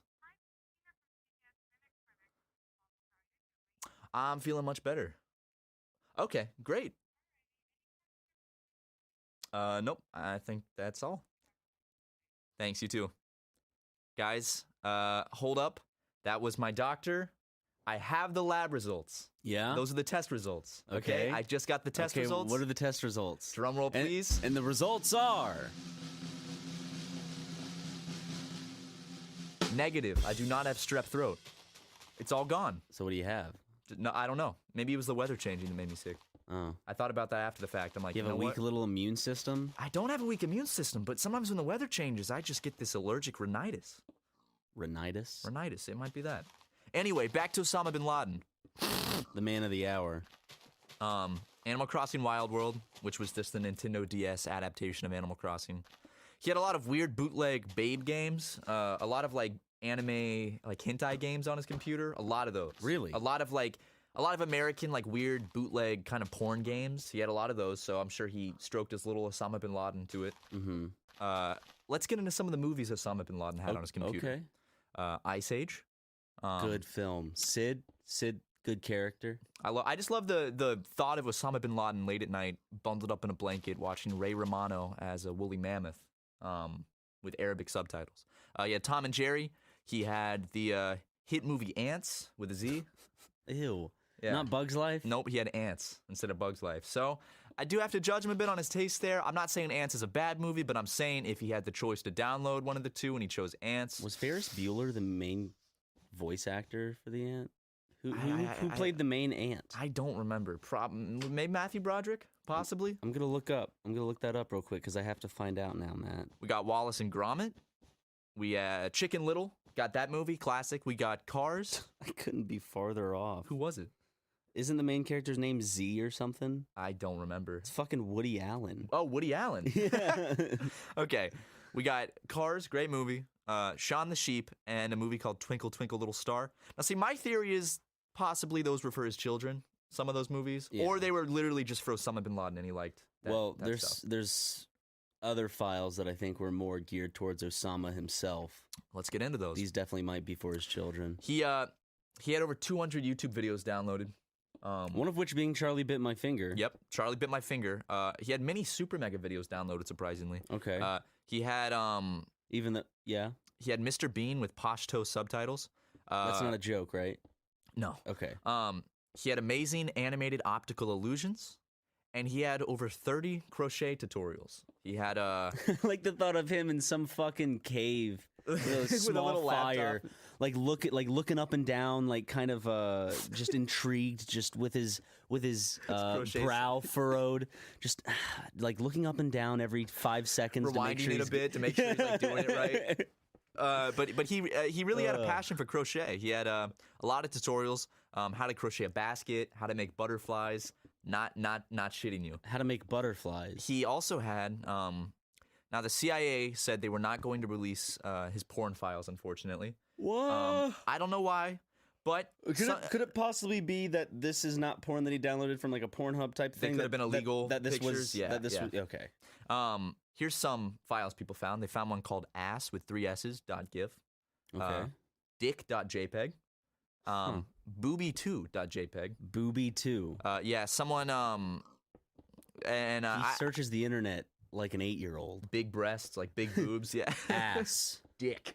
So I got all of these from Vice and from I forgot the other website. So your contact at the CIA. Yeah, my contact. And then Versace Tamagotchi, he's someone on Instagram. He said that he found the Hidden Valley Ranch logo saved to his computer. I don't know if that was a joke or if he really did. I saw a video where he's like pulling it up. He's like, look at this. But he also pulled up like the anime with the Arabic subtitles. So I think he really did find it. So it's just odd. But that's just a piece of Osama bin Laden's computer files. I think you can actually go download them or look through them yourself if you're interested to see if you can find anything. Because before it was definitely known that he had porn. Yeah, he had in some his porn. compound. Of course. And shit. But He's now, a man. But now we know. We know that he has dick.jpg on his computer. Yes. And ass.gif. I just with 3 S's. What booby_2.jpg? Booby2. Just booby2. So that means there could have been booby1 somewhere.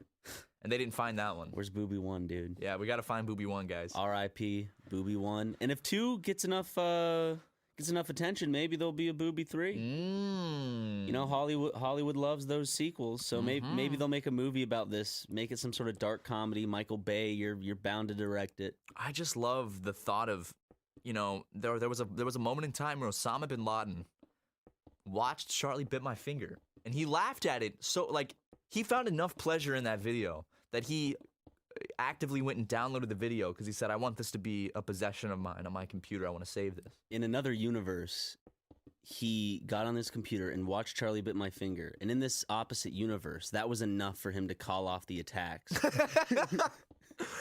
Like, it changed his entire outlook. He's like, you know what? I think Charlie Bit My Finger came after the attacks. I think it did come after that, yeah. But I forget that he lived quite a while after 2001. He did. He lived until like, 10 years. He died in 2011. And we fucking threw him in the ocean. Just bye-bye, Bin Laden.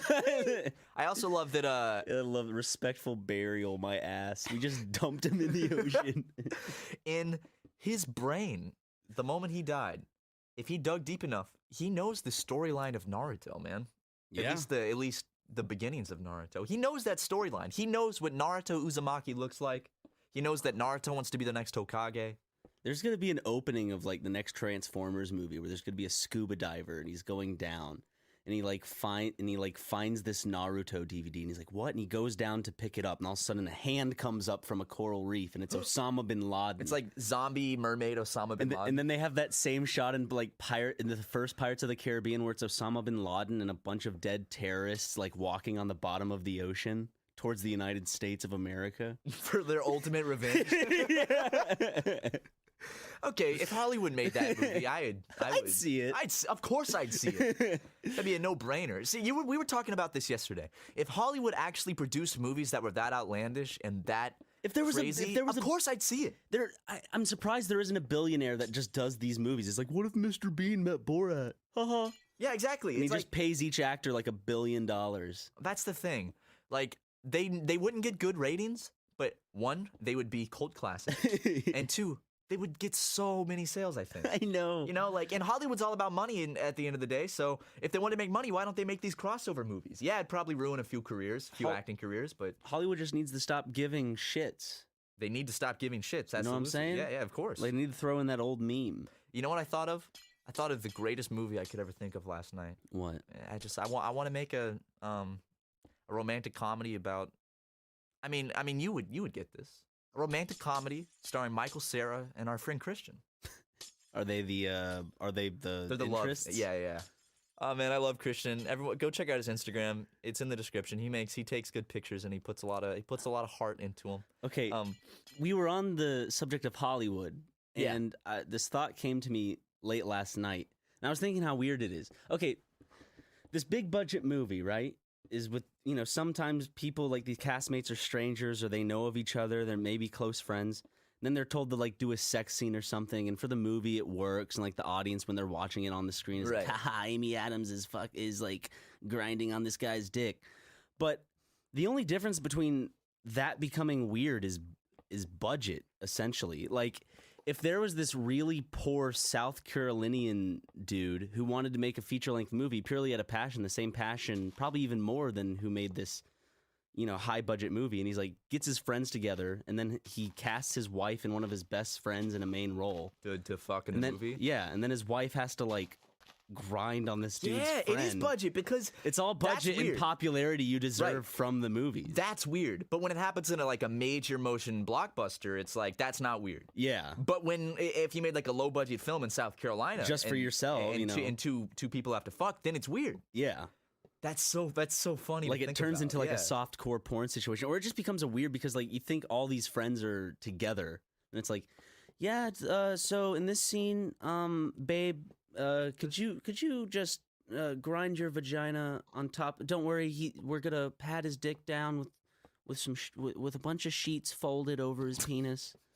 Just could you grind on it and take your boobies out? Could you suck on her nipples a little bit? I could just see like. Because I'm thinking that, like, I watch like, I was about to say AAA movies, like they're AAA games, but I was like Hollywood movies, and the guy goes and sucks on the woman's nipple, and like this is a famous actor, famous actress. I think Angelina Jolie and what's Puss in Boots? What's his name? Antonio Banderas. They had a sex scene and like he did that, and there's been a bunch of sex scenes where like that shit happens, and that thing specifically, I'm like, that's a legitimate sexual act. No, that is a legit. That's true because like that you know, dude's they don't show legitimately anything else, sucking on a nipple. that's a legitimate like sex act that they show in a movie. So does that classify it as like softcore porn? Is it also pushing the story? I think not.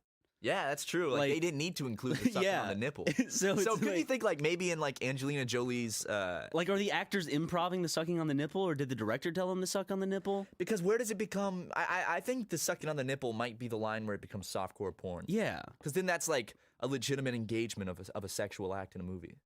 You know? Yeah. I watched a movie this week actually that used real semen in it. Real old cumwads? It used real splooge. Those are Mario enemies in the new Mario Odyssey game. The cumwads. It's one word. So cumwads, I could see that, dude. The cumwads. Every time I eat like a kumquat, like the fruit, it feels weird to me because the name. I'm like, what? Who named it this? Who named it a kumquat? But I watched a movie called Ichi the Killer. It's like a Japanese yakuza movie. Ichi the Killer. And the opening, like the title, is like a real puddle of cum. Or that's what I've been told. At first, you described it as not a puddle of cum. It was the names, like, spelled in cum. Well, that's what I thought it was before I watched it, because someone described it as me. What it is it's a puddle of cum, and then the name is like raised metal that rises through the cum. Cut this out if you want, Matt. You might want to cut this out, but I'm legitimately curious. You know how people find, like, the picture of Mother Mary on toast? Has anyone ejaculated into a napkin or onto someone, and it's been like the perfect representation of Mother Mary? What, they try to sell it? They can't share it because it's like, I'm not gonna. This is weird. Can't you see one guy and he's looking at the napkin and he's like, "Holy shit! I can't share this with anyone, but oh my god!" He saves it, lets it harden, so it becomes kind of like, you know, when you in Harry Potter when they took that like stamp juice or whatever it is. It's like what you use to close an envelope. A wax seal? A wax seal, yeah. Stamp juice? Stamp juice. Stamp juice? Whatever. That's the best name I've ever heard for like a wax seal. Like a stamp on a letter. Stamp juice. I gotta remember that one. Stamp juice. That's great, dude. Stamp juice. Holy shit. Oh my god, but that's they use that shit to close it. It could be like that. Do you think anyone in a romantic letters used semen to close an envelope? Like a love letter? Maybe it might work. I don't know. Like you caramelize that shit? We'll ask the Try Guys from BuzzFeed to try that one out. It's enough cum for one podcast. Stamp juice. Stamp juice? Hey, honey, I'm going to the store to get some more stamp juice. I gotta mail some letters. Like, I mean, that's what they use when the stamp juice. Oh, what's it called? Notaries? No. Yeah, notaries. No. Yeah, when they like put the seal on things. That's stamp juice. Do you ever catch your toenail on something? Yes. And it's the most painful shit. Like your pinky toenail. I stub my toes a lot. I wouldn't say I catch the nails on them that much. Oh man, you know when you. I don't know if you experienced this, but sometimes if you stub your toe, like let's say you slam your pinky toe on the corner of a table, there's a good period of like 2 to 4 seconds where it doesn't hurt, but you know it's about to. It's like I'm already mad at that point because I know it's about to suck. Yeah, it's like the pain doesn't set in immediately. It's like it takes a second to reach your brain. It's like, ooh, and then it hits and you're like, ah! I've been hitting my shins on like the edge of my wooden bed frame. Ooh, ow, like probably at least once a week, and each time I have to like fall onto my bed and just close my eyes and just. Sometimes there's those times you get hurt, like specifically when you fall down and hit concrete. That's when I've noticed it the worst in my life, where you just have to shut down for a second. You have to like you have to contemplate the pain. Yeah, like you have to like tell everyone to be quiet, and you just have to like.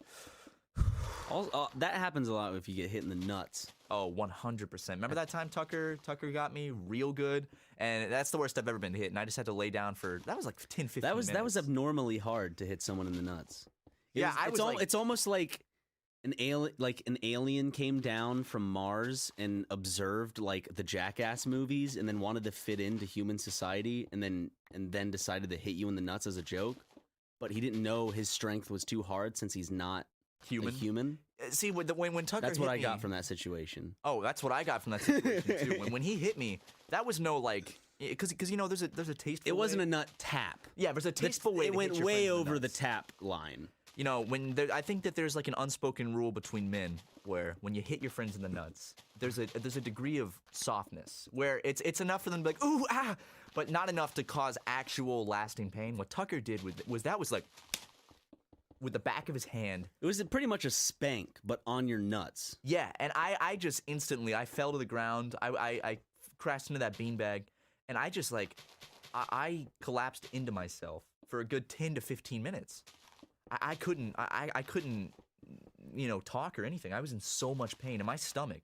Girls won't really understand this, but when you get hit in the testes, it hurts your stomach really bad. Like the pain isn't down there; it's in your like abdomen. I don't know why. It just is, and it is the most painful feeling in the world. It's absolutely terrible. It's worse than childbirth, ladies. I hate to say it, but it is. Why are you looking at me like that? I wanted to see how far you could get through your story with just some angry man staring at you. You look very angry. I look like a congressman that just got shamed in front of it, like all of television. Like a congressional hearing. Yeah. I think. Oh, shut up. I think women honestly need to, as a man, I think I need to say that I think women need to stop complaining about the pain of childbirth because it really can't be that bad. It's not as bad as breaking a femur in half. Yeah, so women, come on. Let's suck it up, all right? Let's not be snowflakes. And Heard some kidney stones are worse than childbirth. Oh, fuck, dude. Don't even bring up kidney stones. That is probably right. It's one of my biggest fears my medically. biggest logical medical fear. Like something that you could see actually happening to you? Yeah, like, of course, cancer could actually happen, but the likelihood of me getting a kidney stone over cancer is probably higher. Ooh, yeah, especially if you have Unless it's prostate cancer. I think like 50% of gentlemen get prostate cancer. Oh yeah, that's some that's shit. That might be a really stupid and fucked up quote or percentage. So correct that if I'm wrong. Might not, but I don't want to be wrong, and I'd also like to know what's right. So inform us, everybody. Just enlighten us. But we're not here to teach. Kidney stones. If I ever have a kidney stone, I want to know way in advance so I can go get one of those like ultrasounds that blasts it away. Yeah, my uncle had a kidney stone, and he got into this like I guess jacuzzi type thing, and yeah, just, it sounds pretty nice, man. It crushes up that rock and it's dust inside of your penis. Guys, health advice. I think kidney stones can also come from a high sodium diet. So if you're eating a lot of salt and you don't want kidney stones, maybe cut back on that and drink some more water. That's what I've been told. So is it physically possible for a kidney stone to block the urethra so bad that it fills up like a water hose? This is great podcast discussion. Everyone's just like, I don't want to listen to this anymore. Anyone with a penis. Can we not talk about kidney stones anymore? I'm starting to like cringe real hard. It's physically hurting me. Okay. Oh man, dude, which definition of cringe? Like the pain, the physical pain where you're imagining pain. You're like, ugh. Okay. Like I feel like I can feel. Not like the R cringe. Not like r/cringe. No. Not like the. There needs to be like 2 R cringes. One for like that's gotta hurt, or that oh no, like a skateboarder falling on his coccyx. Like that's a good... Like that type of cringe. Because it's different from the type of cringe where when you watch someone embarrass themselves in front of a college auditorium. Yeah. Have you ever fallen on your ass and felt the pain go up your spine? Oh, yeah, I have. Oh, sucks. Yeah. I bruised my... I always think that I've broken, like, my ass. I bruised my tailbone in high school, and I remember for a good, 3 or 4 weeks, it was in pain, especially when I rode the bus to school. Every bump was just absolutely painful. It sucked. My mom, when she was a little girl in Lebanon, tried to do a magic trick to make a stool disappear out from under her. And the magic trick was she had to kick the stool out from under her, some shit like that. Or she was trying to make something appear that she was standing on the stool. She was standing on something, trying to make it disappear, like for the magic trick. And then she accidentally kicked the stool out from under her and landed on her coccyx. And now, for the rest of her life, she's like using this cushion in her car seat because it hurts to sit down. And I'm like, in my head, I'm like, so is that magic trick worth it? Imagine. Was that magic trick worth the rest of your life having to carry this cushion around? Cushion? I'm imagining like a magician in a tuxedo and a top hat with a little like magic wand. And he's like, watch this. And he's standing on a stool and his magic trick is literally just kicking the stool out from under him. And he just falls and just eats the ground. Like his ass just, bah! Dude, you know what I'm saying? You can fit 1 regular musician on a stool, but you can fit 4 gay ones. What the fuck, dude? It's a joke I learned in high school, turned around. Ryan, Um, what in the fuck is wrong with you? It's 2017. Would you pay to go see a magician where his entire act is he stands on a stool and then he just kicks the stool out from underneath him and falls on the ground really hard and then limps off stage, and that's his magic trick? That's his act? if like it was Tom Cruise or Hugh Jackman or Hugh Laurie, I would definitely do it. Just because I need some famous person to be doing this. If I just want to go see a guy fall, I can go to YouTube, type in some. It's not the same as real life, though. There's something so satisfying about watching someone fall, and like no one wants to really admit it, but I think every human gets a bit of pleasure from watching someone else fall because it shows that they're weaker and we're on top. We're stable and they're what not. What is the psychological reason that people find comedy in watching other people get hurt and fall? Is it Schadenfreude, the German word? The Germans have a word for it, which is like finding pleasure in someone else's pain. I think it stems. I mean, you are deriving some sort of pleasure from the person's pain. Is it because I'm not feeling that pain? It's like no, I think it derives from the relatableness of wow, that could have been me. I'm glad that wasn't me. Could you imagine if that was like? There's a lot of thoughts that you don't think about that go through your head when funny shit happens. Like you're laughing, but then you think about why you're laughing. I mean, my friends and I used to just like sit back and watch like skateboard wipeout compilations where it was just dudes crashing on skateboards for 20 minutes, and they were very entertaining. I used to be like scary good at slapstick when I was younger. Just because when you're young, things don't hurt as much, I guess. So like, I would there's this thing I would do, and I don't know how I do it. I would jump up in the air and just land on my knees. And people would be like, "Ow!" And I'm like, "Ha ha!" That sounds like a wonderful way, just like the shock of hitting your knees like that, to just like paralyze your spine. I'd fall back in chairs like very fast and forcefully and shit. I feel like you're more resilient when you're a kid. And as you get older, it's like I had a friend. It's like you growing become up. more stiff, and it's like, please don't move me. Yeah, absolutely. I had a friend growing up, and he was. You did? Congratulations. I actually did have one, and he was like his MO was just hurting himself, like for comedy. And he's actually where I started making videos, or one of the places I started making videos, because I'd bring my big camera over, my camcorder, and I'd just film him essentially just like doing stunts and hurting himself, like, but he was fearless. He'd stand on top of a, like, you know those like power boxes outside of a house with like the fan, that little spinny box, you know what I'm talking about? He'd stand on top of one of those like 6 feet off the ground and just do a backflip and like land on his ass and be like, oh, let me do it again. I'd be like, Jesus Christ, dude. Or he dug like a 6-foot hole in his backyard and he filled it with water and it was mud, and then he would just like run with his clothes on and just like dive head first into it. And it's like, dude, it's really fun filming this. So me and my friends always got together and we just kind of film him just like injure himself. Very fun. I don't know what he's up to these days, but I do have some fond memories of that guy. Very fun. I'm glad. I'm trying to think of some of the craziest times he hurt himself. He should be dead by now, but he's not somehow. There was a place where you could go swimming where you could jump off of a rope swing that was really high above the water. Like I would have never in even Charleston. Yeah, I never would have leapt from the rope swing. I just realized how I said that. Charleston. Not Charleston. You said it with a Charleston accent. Charleston. Charleston. So I love that Charleston accent. I love that Charleston accent. He what he did was he decided he didn't want to just jump off the rope swing. He wanted to climb to the top of the rope swing, to the branch it was located on, and then keep climbing higher. Which the police said after the fact was probably about 70 feet. 60 to 70 feet up in the air. Doesn't climbing up the rope put more tension on the branch? Yeah, I would imagine so. Okay, if you're, because I know there's tension on the branch, how does it work? If you're closer to the branch, like grabbing onto the rope, or if you're like further down, there's more tension when you're further up because there's less tension being diffused by the rope, maybe? Or do you think it's the same amount of pressure? Physicists in the comments, let us know. But a lot of people were asking for help. I just want some knowledge in the comment section. Let's get some knowledge. Knowledge is power, guys. I just want to learn some shit.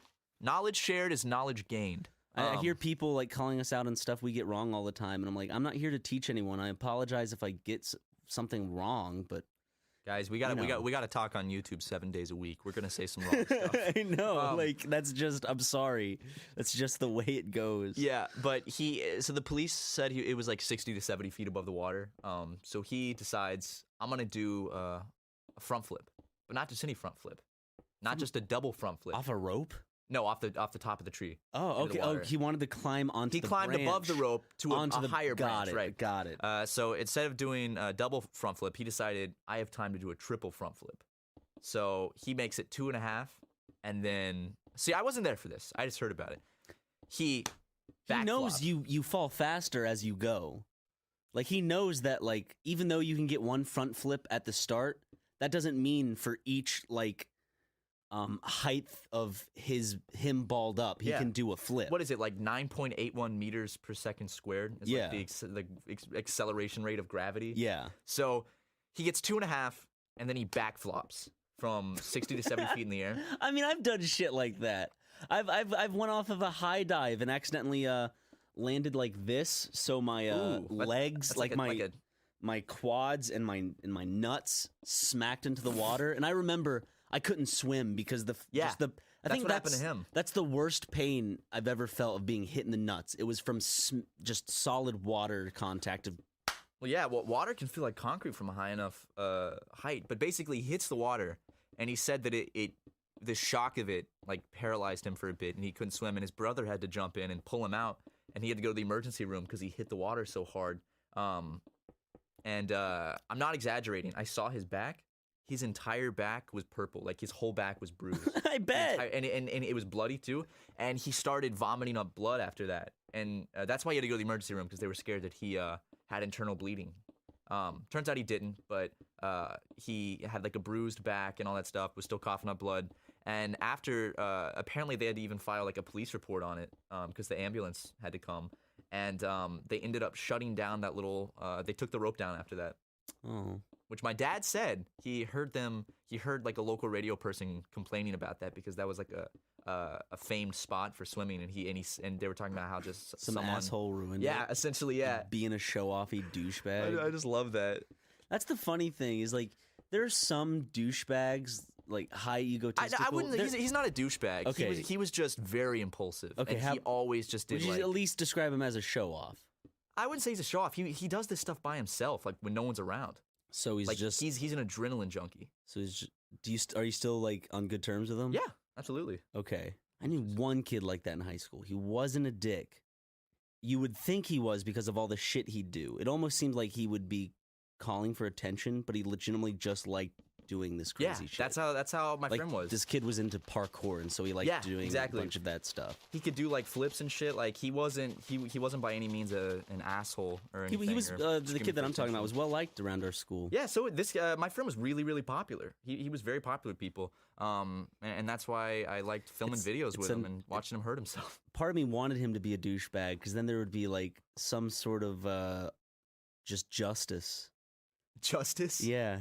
Like r/justice. How's that justice if he's a douchebag and then he's trying to show off and then backflops? That's a whole that's a lot more of a satisfying story than listening to some poor friend of yours cough up blood. See, but the thing was, there was always this like slight level of when he would do something insane and get hurt, there was this slight level of everyone watching that would be like, oh yes, but like we always felt bad for him, but there's also this slight level of excitement of, oh my god, and like this kind of like, is he gonna get hurt? I kind of want to see him get hurt, but not in like a mean way. Just it kind of like, did you ever go to one of those putt-putt courses that had the T-Rex in the volcano that would only pop up every now and then, or if you got a hole-in-one at some point in the course? Yeah, but I know what you're talking about. There's a putt-putt course like that that's brings back so many nostalgic memories. It's in Myrtle Beach. And land of the putt-putt courses. It's across the street from a Red Roof Inn, or I don't know if the Red Roof Inn is still available. But if anyone has a picture of that T-Rex or knows what I'm talking about, I'll reward you with a like. Ryan was conceived right behind that T-Rex. I'll like it on Twitter. Nice. If you send me exactly which T-Rex I'm talking about. He pops out of like this volcano thing or whatever and roars. It used to scare the shit out of me. Yeah. But it's like the same feeling of like watching that, because it's like, you know, he might come out and it's cool to see him, but he also might roar. And if I get to see him roar, so I feel like you as kids were like, okay, If he succeeds in this little stunt of his, that would be cool. But if he gets hurt in the process, that's entertainment. Yeah, exactly. It's like when you watch your friends fail at something, like you feel bad, but deep down there's like also some entertainment. Like, oh, yeah, you know? like you watch Jackass, and you'd be Yeah. super almost disappointed if one of their things actually worked. And, like, no one got hurt in the process. Like, if they just went down the hill in a shopping cart and was like, dude, that was fun. You'd be like, oh. Yeah, like, okay. if they high-five, like, okay, that was awesome. It's not entertaining. It's like, it's still cool that they went down a hill in a shopping cart. Yeah, but you want to see Steve-O, like, fly out the back, hit the concrete, like, roll 7 times, and be smash into a skinned trash to the can. point of being a skeleton by the concrete. Absolutely. Like, that's what you want to see when you watch Jackass. And I hope they make another Jackass movie. I know the whole Ryan Dunn tragedy put a whole damper on the Jackass crew, but I wonder if... I heard that there were rumors that they were going to make a 4th one, and they recently had trademarked a bunch of like websites and names regarding Jackass 4. And they were going to film it in Australia, so it was like a Down Under Jackass. They should call it Jackass the On 4. I get it. I get it. It did take me a second, but I made the connection. They could just Jackass Down Under. I would love to see that. They don't need to do it 3D this time. The era of 3D movies is, I think, about done. Not with James Cameron around. Oh yeah, are the rest of the Avatar movies going to be in 3D? Yeah. Why? It's just like I don't mind 3D movies, but it was definitely a huge fad for a while. I feel like it has no place in legitimate cinema. Like, it has place at the 4D theaters when you're watching Shrek and Donkey make fart jokes at Universal Studios. Some movies are fun in 3D. Like I saw some of them just look Aliens. better. Yeah. Like animated movies that Right. They are more vibrant with the 3D glasses because of that depth of field effect. Like, I saw Toy Story 3 and it looked beautiful. Right, that was good in 3D. Like, it looked beautiful, but at the same time, it's not necessary. Right, and you know what happens to me with every 3D movie?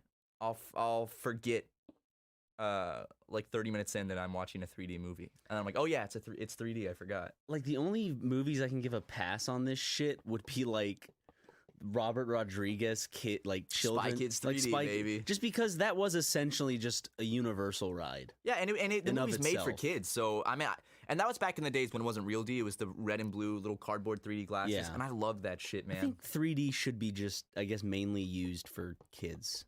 I think that's when it's the best. I agree. I haven't seen a 3D movie in so long. I'd actually love to go see one sometime, just 'cause it's been so long. Just whenever I see a 3D movie that's live action, it has the same effect of watching a not anymore, but how you used to feel when watching a Blu-ray. And Yeah. and it would move at probably 48 frames per second, or like the Moved at, new like, an Hobbit odd- movie when it moved at 48 frames per second instead of 24, instead of the native 24. that they 48 do. is a weird frame rate. Yeah. You know, it's a very unusual frame rate. Well, it's because they like have to do some speed shit with it. Like they also have to like slow it down or speed it back up It to doesn't match look the right, speed. you know? Yeah. I remember the first time I saw the 48 frames per second, I was in Blockbuster, and they were showing, they had like an HDTV, and I think this was right when Blu-ray was first coming out, and they had a Blu-ray showing, and I just remember watching it. Probably Resident Evil or something. It was something like that, and I just remember being weirded out by the frame rate. The first time I saw a 60 frames per second thing was on television, and it was a Cheerios commercial. Mm-hmm. And I remember it looked so weird, and I couldn't figure out why the commercial looked weird. And every time it came on, I'd try to analyze and be like, why does it look so weird? Why does it look weird? And maybe someone remembers this exact Cheerios commercial. It's like a guy with a box of Cheerios, and I think he's with his wife and kid or something on the table, and they're talking about cholesterol. But I just remember it was so weird, and then I realized, like, oh, it's because it's in it's in like a much higher frame rate. Yeah. And that's why it looks so odd. Because film's usually at 24, and then I don't know if TV works at 24, if it works at 30. Think 30? Okay. I don't know, though. I don't know if they'll follow film rules, but I know, like, you know, you have your 24, 30, and, like, you know, 60 FPS on YouTube is fine. What but goes when at 60? When it comes, like, what standard is 60? Is there anything that the standard is 60 frames per second besides like 4K YouTube videos? I think that's about it. Man, I actually I'm not a Video big fan. game? No, video games. Oh, yeah, super video games, popular. yeah. Like, but that's when 60 frames is at its best. Not video not games, in right. film, but video games. Because you get the most like reactive response to what Mm-hmm. you're doing because there's more frames. And also if they started making movies in 60 frames per second, it wouldn't feel right. It would feel weird, you know? Like it just feels off. Like Peter Jackson tried. Draxon, Peter Draxon. Peter Jackson tried to do it with one of the Hobbit movies. He showed it in 48 frames per second. A lot of people hated it because he doesn't feel. It takes away this weird kind of like cinematic feeling that movies have because. Movies have always, for the longest time, been in 24 frames per second. So when you change that... You notice the effects a lot more. And also you notice, like, it's just a subtle difference. Like, the whole thing feels different when it has more frames. Yeah. It doesn't feel as much like a regular film anymore. It feels more like I don't know. You need that motion blur. Yeah, you need that do. Cinematic motion blur. Absolutely. But you know what's always bothered me? When the camera will pan for a long time, and it's at 24 frames per second, and it doesn't... it doesn't look exactly smooth because it's 24 frames per second, so you can't focus on anything. Like those certain pans that happen in certain movies where you can't really focus on anything because it's just a lower frame rate pan, and it just confuses your eyes. And you're like, yeah. That's the only thing. That's my only gripe with 24 frames. I love 24 frames per second personally. I think it's a beautiful. Well, it's what we're used to. Yeah. So maybe when we're 60, 24 frames per second will be a thing of the past. That's like, oh, that's old school. Fuck, dude. I need to get to the ArcLight. Let me see if it's still showing, because I want to see a certain movie, and I'm afraid that it's going to be out of theaters soon. And it's not getting a wide release right now because it was just showed in TIFF. Ooh, what movie? Killing of the Sacred Deer. Oh, I want to see that too. Because did you see The Lobster? No. From the same director. Ooh. Really good movie, The Lobster. I highly recommend it. I'd like to see The Lobster. I saw the trailer. I wanted to see it. I just want to see if it's... Because it was playing at the ArcLight. And, of course, Bad Moms Christmas is playing at the ArcLight. Go ArcLight. Oh, yeah. Bad Moms Christmas. We got to go see that. I'm definitely going to see probably Thor Ragnarok this weekend. Just because. I haven't seen a no-nonsense just action movie recently, and I just need something where I can just go and not pay attention to it and not just numb yourself out. Because I've been to the movies recently, and I'll pay attention too much to where it's like the movie's wanting to be one of those movies where it's like, pay attention to me, see if you can figure me out. My themes are awesome. Yeah. And then you're like, this was simple and dumb, and you can just go for just not worth the effort and energy. Explosions and I just want to go for sound effects. Sometimes I need that. Yeah. I feel you, man. Oh, okay, good. It's still playing. I might have to go see it late tonight. Who knows? Ooh. You know what what we did this weekend? We went to a music festival. We went to Camp Flognaw. We saw some artists we really liked. We saw Tyler, the Creator. I saw Brockhampton, and I also saw Mild High Club, and those are all bands I really like. I mainly just went for Tyler. And it was a great show. It was really, really fun. But we did, out of all the things we did do at Camp Flognaw, we did make a very special promise. We did. We, see, there was a man at Camp Flognaw who recognized us. He was wearing, I remember it, it's almost as if it were yesterday. He was wearing a wonderful felt hat. Almost. A suede hat. Suede. He was wearing a suede hat. Not a felt hat. A suede hat. I'd like to see a felt hat. That'd be like the flimsiest, like... He was wearing a suede hat. He was. He was a photographer, and he wanted to take a picture of us, and he was wearing a suede hat, and he said he listened to our podcast. And we said, you know what? On the next podcast, we will give you a shout-out. So, to the man in the suede hat, this one's for you. I thought it was... Like, we had to remind him to put, like, the lens cap, like, take it off. Yeah, he kept trying to take pictures with the lens cap on. He took 3 full pictures with the lens cap on. And he didn't even notice? And then there was that other occasion where, like, he went away to sneeze, but during his sneeze, he was coming back, and then remember the mist kind of got on both of us? Yeah, and dude, his nose was so runny. It was all in his mustache and shit. It was on his hands, but you know, other than that stuff, great guy, wonderful guy. I'm sure we remember him so well. Absolutely, man. The man in the suede hat. But seriously, multiple people came up and said hi. Very appreciative of the people who do and recognize us, and that's really cool to see that happen. To everyone from Flognaw who came up and said hey, right back. Thanks for coming up and saying hey, and thanks for the support. Because again, in my mindset, that's not a normal thing still. It's just not normal. No, it's not. Sorry, I'm laughing about the man in the suede hat. No, I'm not saying he's not normal. No, I'm not. I'm just like, he's going to listen and be like, what the fuck? I didn't do any of that shit. I know. He's like, I don't even have a mustache. But Flying Out was very fun. All the shows are fun. I went on a carnival ride that was way more intense than I expected because I like carnival rides. I like crazy roller coasters, but this one got me, dude. You haven't been on it when you went to the state fair in South Carolina? I have. This one just felt so much more intense for some reason. It was that ride's always intense. If you don't know, it's kind of like it has, I guess, 4 arms, and on each arm are 3 cars, and the arms themselves spin and go up and down, while the cars on the arms also spin in a circular motion. And it goes fast. It goes really fast. So it was fun, though. Had a great weekend. And while we're doing shout-outs, I think we got a few. First of all, shout out to Justin, a.k.a. Nothing But Lag. He is the editor of our compilations. He edits the best of compilations, and he edits the best of Super Megacast compilations. He is a really funny dude that we met online a while back, and we've always kind of just become friends with and followed. His channel's super funny. Like, really funny. I was catching up on it recently, and I was like, holy fuck. He just has like a lot of... he lives in the middle of nowhere, and he lives in the Middle East. Yeah, he has a lot of passion for just making content that he thinks is funny, making funny shit, which is something that we connect with. So absolutely. if you're down to just make funny shit, and we love you, Justin, for that. Go check out Justin's channel. The link will be in the description. But he has been the one who has been editing all of our best ofs. Is he of age yet? He's 19, I think. I want to say he's 19. Okay, good. He's a fun dude, so go check out his Twitter and his YouTube channel. He always makes us laugh.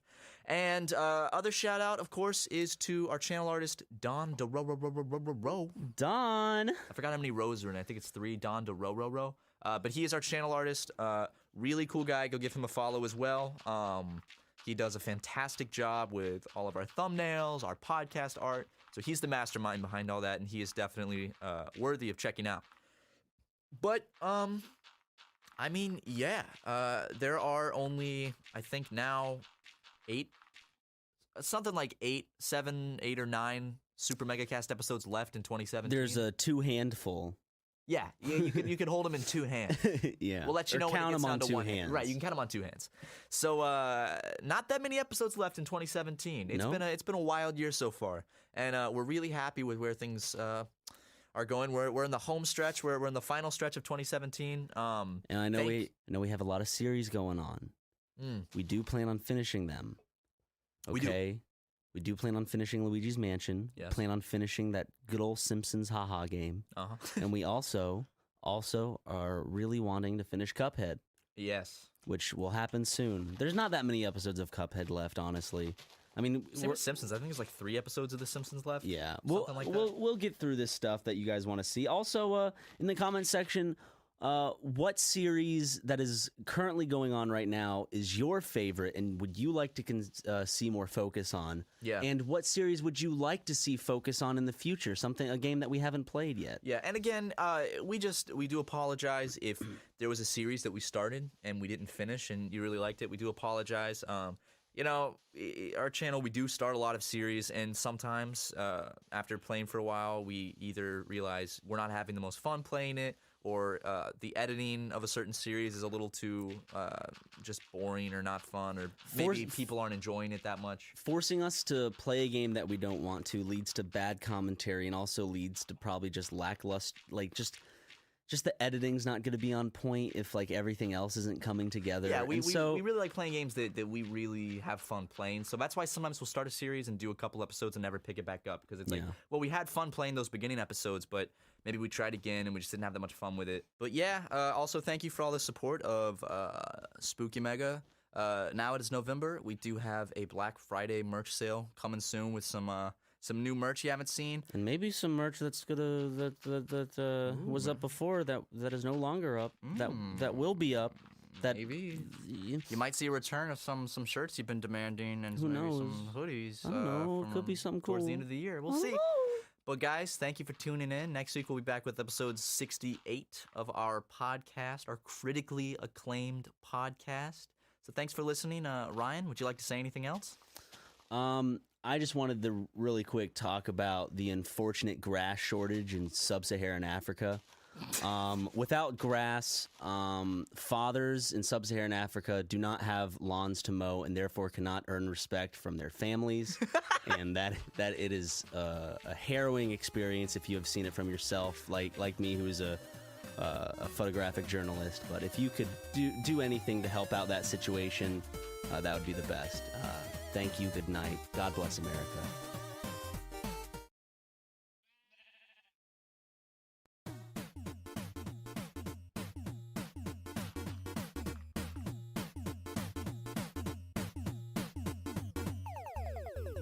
Switching things up.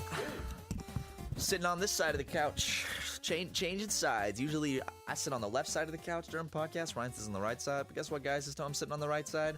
Ryan's sitting on the left side, and this is episode 68 of Super Mega Cast. Yes, it is. Look at that. You know what the next episode is?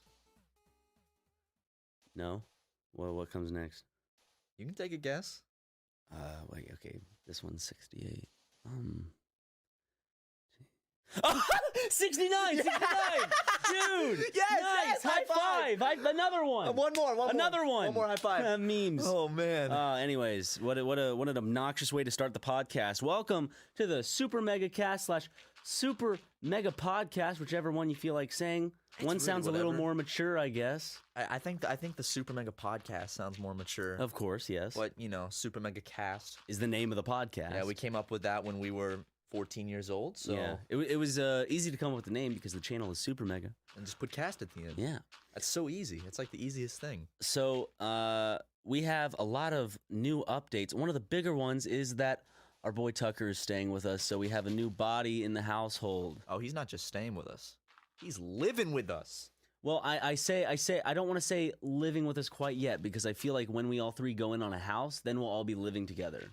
Okay. Right now, I don't think it's fair to say he's living as much as we are because he's on our couch and he has to use our bathroom. That's true.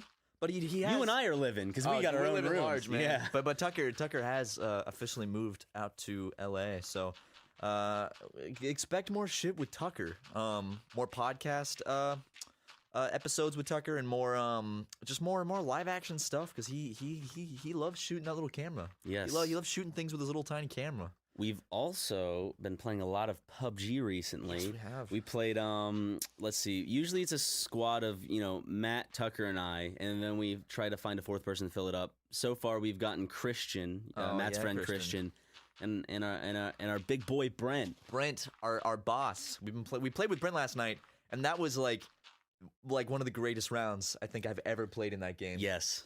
We were number 2 as a team. We were so lucky as to get inside of a building that the circle was like zoning in on every single time. And then so we were always inside of it, held up in this house. We had a bunch of weapons, like shotguns. It was great. Fucking automatic machines that weaponry. Guns. But like explosions. It got down to the point where we took a couple of people outside, and then the 4 of us were in this house, and the circle shrunk down to like the smallest circle right around the house, and then there were 2 people left. It was the 4 of us versus 2 people, and then the circle shrunk again, and it went right outside the house. It went into like essentially our backyard. Yeah, so we're like, easy. It's 4 of us against 2 people that are outside. We just got to go outside and shoot them. That's easy. So the circle shrinks, and we're like, fuck, it's closing in, we gotta run. So I run out the door, almost immediately. I don't know where they were, but they shoot me. They were behind a dumpster. Yeah, I didn't see them. I was shooting at them, and then I saw it, and all of a sudden I noticed the circle was closing in. I'm like, okay, so I run to get out of the house, because you die pretty quickly now when the circle closes in. Yeah, they updated it so the force field kills you, like, super fast now. And then Brent was standing in the stairwell, so he was blocking my way to get out of the house, and I'm like, I literally freaked out. I was like, Brent, what the fuck? He's like, what's going on? And I'm like, Did the force field kill you? Yeah, the force field, because I couldn't get out of the house in time because Brent's big fat ass was blocking the door. And then did Tucker get shot too, or did he get killed by the force field? Oh my god, that's a lot of sulfur. Oh, sorry, I got distracted by a silent little boy. Something about Tucker? How did Tucker die? Did he get shot? Probably. I think he died alongside you, and then I died by the force field, and so did good old Brent. So it got down to one person versus a squad of 4, and he won. Yeah. Mainly just because of our incompetence, because the circle was closing in, and it caught us so off guard, so I had to run, and because the circle was closing in... We should have all rushed him. There's no way he could have killed us all if we rushed him. I know. Like, if we all just flanked him and shit, like one left, right, straight, like 2 straight, left, right. I think my error was I didn't know... I had to get out of the house fast, and I didn't know where the other person was. Yeah. So I just ran out without knowing where they were, which allowed them to just effectively just take me out real quick. Usually I don't like PUBG, but I think that's just because I don't like playing by myself. With a squad, it's super fun. Because when we're playing with a squad, I was telling you this, and like you're on your computer. Sorry, I threw up a little in my mouth. So just spit it out, baby. You're playing on your computer. Tucker's playing on his. I'm playing on mine. We're in 3 separate rooms. We're talking on Discord. It reminded me a lot of kind of like my Halo 3 Call of Duty days back in like middle school and high school, I guess. Yeah, it's really fun. It's I didn't think I'd like it so much. Just sitting down and like playing PUBG with friends, because I've never like actually played it. I played it with Chris once, and then I've never played with friends after that. Yeah. So playing it with like a whole squad, it's the most fun shit ever. I'm like fully I was adding maps too. Yeah, they're adding 2 new maps. I was addicted to the game when it first came out for like a day and a half, because I had to fly to Japan like the next 2 days after it came out. So I got to play it a little bit, and then I had to go to Japan. And then afterwards I played a little bit here and there, and then when I went back to South Carolina, I got back into it, and that's the first time Tucker played, because he was there. And first time he ever played, he got number 2 by himself, so that was impressive. But usually every time we play, we get in the top 10. Top 10, yeah, every Usually. time. As like our team rank at least. Like we got 2, 3, 4, and then we've got like We've gotten 2 twice. We Yeah. got 2 in one day. yeah. Well, two times in one day. We gotta win once. It's coming up. Like I feel like maybe in the next 2 weeks we're gonna get. It's gonna be a mixture of luck. Like there's gonna be one. Like we're gonna be in a car.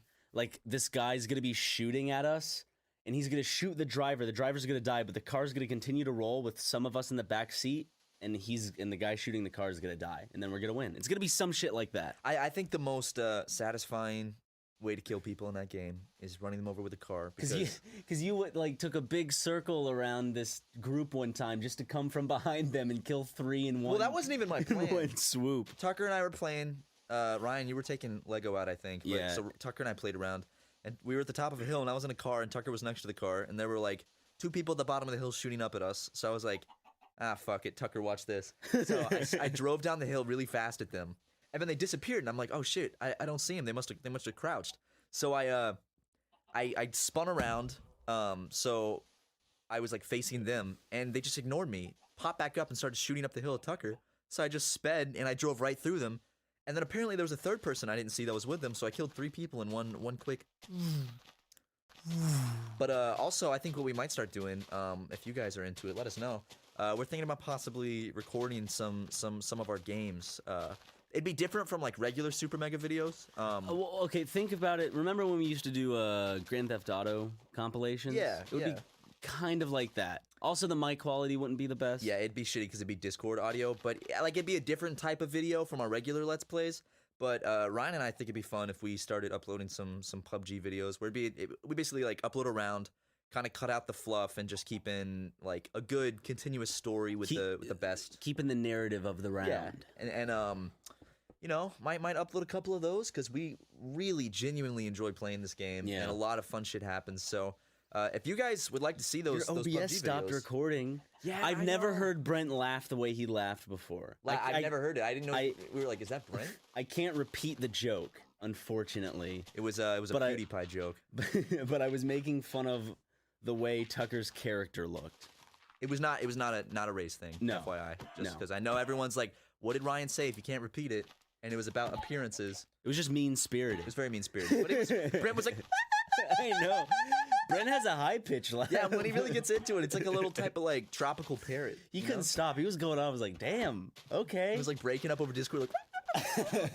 It was. I wish I was like, because apparently OBS, like if you run out of space, just fucks up the file and stops recording. And I downloaded Handbrake hoping to save it, but you need to send your computer in, get it upgraded, or upgrade it yourself. I just need to buy a bigger I gotta buy a new hard drive. But anyways, guys, those are the stories that come with this new independent game that not many people know about called PUBG that we're enjoying. Absolutely, like more people should check it out. Give it some love. One person in the comment is heading to the no. They won't complete it because this is happening so soon after, or maybe they're blocking me out right now. They started typing and then they closed. They're like, fuck it, they're messing with me. No, they're typing and right now all they're hearing is. But if you're still paying attention, it was a joke. I don't actually think PUBG is an independent game. Absolutely not. But that is the one joke explanation for this podcast. Okay, we know a few of you need it. Well, I wish you hadn't wasted it then, Ryan. Because what if we make a joke later that needs explaining, and we can't explain the joke? Got some splaining to do. What's that from? Lucy, you got some splaining to do. I don't even remember it from the show because I watched the show a little bit, but I just remember it from the Weird Al song. Hey Ricky, you're so da da da da da da. I just know it from that video that's like 10 years old of the guy that kind of looks like John Stamos, and he's doing like 101 voices, and he's like, I'm the man of 101 voices, and he just does a bunch of impressions, and one of them is he goes, Lucy, you've got some splaining to do. Lucy, you've got some splaining to do. Was that, Lucille Ball? Do you know Lucille Ball was a commie? I might have said that before. She was a communist. Yeah. She a redheaded commie? She wrote it even on her like voter registration thing, and she's a communist. And she was in Hollywood. That's a dangerous time to say you're a communist. That's unfortunate because I think at that time it was just it was like the Red Scare. Yeah, like McCarthyism and shit. Was she blacklisted after? Probably. After I mean, what else? Like, well, I don't know. When did she die? She had such a big. Is she still alive? No, she's not alive. When she had such a died? big career. It's just weird that like she wasn't black. Maybe she was blacklisted. Who knows? But I used to watch I Love Lucy all the time. I watched it in my first episode in like 8th grade drama class. 7th grade drama class. I wasn't in drama class in 8th grade. Okay, yeah. Ryan was in an 8th grade drama class last week. He went and sat in and viewed it.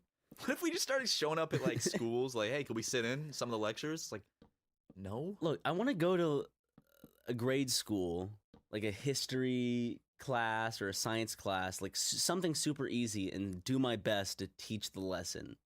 Like, I can't just make up bullshit. I have to, like, when I'm teaching people about the structure of a cell, I got to talk about mitochondria, the powerhouse of the cell, the ribosomes. Ribosomes. You got to get that cell membrane in there. What else is in the cell? You got to get your nucleus.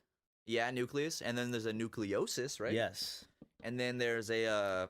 Whoa, are we talking about an animal cell or a plant cell here? Well, if we're talking about a plant cell, then there's a little chloroform. Yeah. I'm sorry, chlorophyll. The cell wall and all that. You got the cell wall. Yeah. You got DNA and RNA and. Fuck. That shows. Dude, we remember our high school education shit.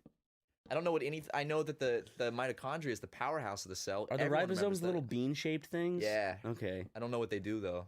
Aren't they kind of like they're the food? They provide nutrients. I have no idea. Or something. Like they're little packets of nutrients for the cell. I don't know. Dude, isn't that fucking crazy? Like, we're made up of tiny little like factories essentially that are super intricate. Like, we're made up of billions and billions of these little like complete packages that work processes all day and like eat shit and produce waste and like work and have different like components and shit, and we're made up of that, and that's what we are. And then that whole community, this whole civilization that we are made up of, there's a nuclear power plant at the top, which is our brain, that has a bunch of chemical reactions that make no goddamn sense. Dude, every now and then. The body, when you think about it, the human body, not just the human body, just like animals and plants, like that's fucking insane. Yeah. Like, think about it on that level. Like, it's just blowing my mind, you know?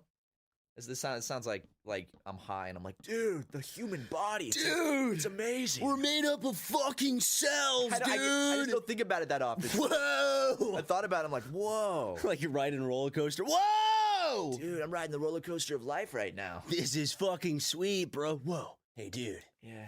You ever think that your brain is like a fucking, nuclear reactor, bro? Because you know how they say that your brain reacts like chemical reactions, like love shit. Like love and hate and sadness. What if our brain is just a giant nuclear factory. You know what I'm saying? Dude, what if like your whole body is like, it's like a city, and Holy like your fucking your shit. brain is like town hall, I'm bro, coming, and I'm like coming. Oh, like your liver is seeping out of my penis. what? What? Dude, like in like your dude, your butthole's like a anybody have dump tissue? where they dump the trash, and like your heart's like the civic center, dude. Like wasn't that crazy? Oh, your feet are like public transportation, bro. Dude, it's like the infrastructure, bro. Your nipples are like fuck. It's like a dairy plant, you know what I'm saying? Yeah. Oh fuck, dude, I could use some Dairy Queen right now. Oh fuck, bro. Get your mom in here. What the fuck, bro? Don't fuck, dude. Boys, what are you doing? Nothing, Dad. Nothing. Nothing. Just hanging out. Can I have a hit, boys? Dad? Sure, Dad. Sure, Dad. Yeah. Here. Okay, boys.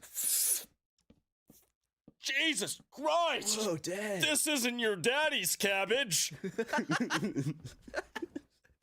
I feel like that's what like every adult says about it's like the stuff they got nowadays is nothing like what we had in the 70s. It's so much stronger. I My therapist said that. He was like, Maddie, the stuff they got these days ain't nothing like what we had. It ain't your mother's marijuana. It ain't your grandma's marijuana. I love that like Mike's Hard Lemonade. It's like it's not your mother's bad. lemonade. It's not horrible. No, I like Mike's Hard I Lemonade. drink it No, because I'm a it's good. bitch and I like ciders and Mike's Hard That doesn't Lemonade. make you a bitch. I hate the stigma that it's like fruity alcoholic beverages makes you a bitch. It's like no, it tastes good. Like So when you drink a Fanta, are you a little bitch because Yeah. you're drinking a fruity? drink. Yeah? It's like when I go to McDonald's, it's like, can I get a Sprite? It's like, wow, little bitch, you like fruity drinks. It's like, what? Is it because alcohol is supposed to be like this manly like? Dude, I down straight whiskey by No, the I gallon. think it comes to beer. Like people, like guys drink wine and shit. I love wine. I had wine last night. White wine is, I had white wine last night. It was tasty. yeah. Oh, let's oh shit. Let's talk about that movie. Hold on. We went and saw a movie. We Mhm. saw Killing of a Sacred Deer. Yeah. That movie. I just want to start off by saying that movie really tripped me out because I got that big thing of white wine at the movie theater. Yes. And I drank it pretty quickly. So that whole movie And it is was a just- weird movie. Yeah. So I was. It's not like because the director previously directed The Lobster, which the themes in that are a little more like obvious, Given to you? and given to you. Not just the themes, but you can digest it a little more easily than Killing of a Sacred Deer. Dude, I Killing would of a say. Sacred Deer. I was like, what the fuck is this? Well, from the opening scene, I don't want to ruin anything, but from the very first shot of the film, It was very jarring. I know. It just. Could we spoil it? Could we say just the first shot? Uh, It's like the movie opens on black and it's Yeah. playing music and it's just black for a while, and then it just cuts to an up close video of like open heart surgery Yeah. of the heart like pumping like really up close to the camera, and it's really like grotesque, and it goes on for a while the classical music plays. I'd say just off the top of my head, the best parts about this film, of course, the acting, but like to me, what stood out the most was the score and sound Or, design, yeah. Oh yeah.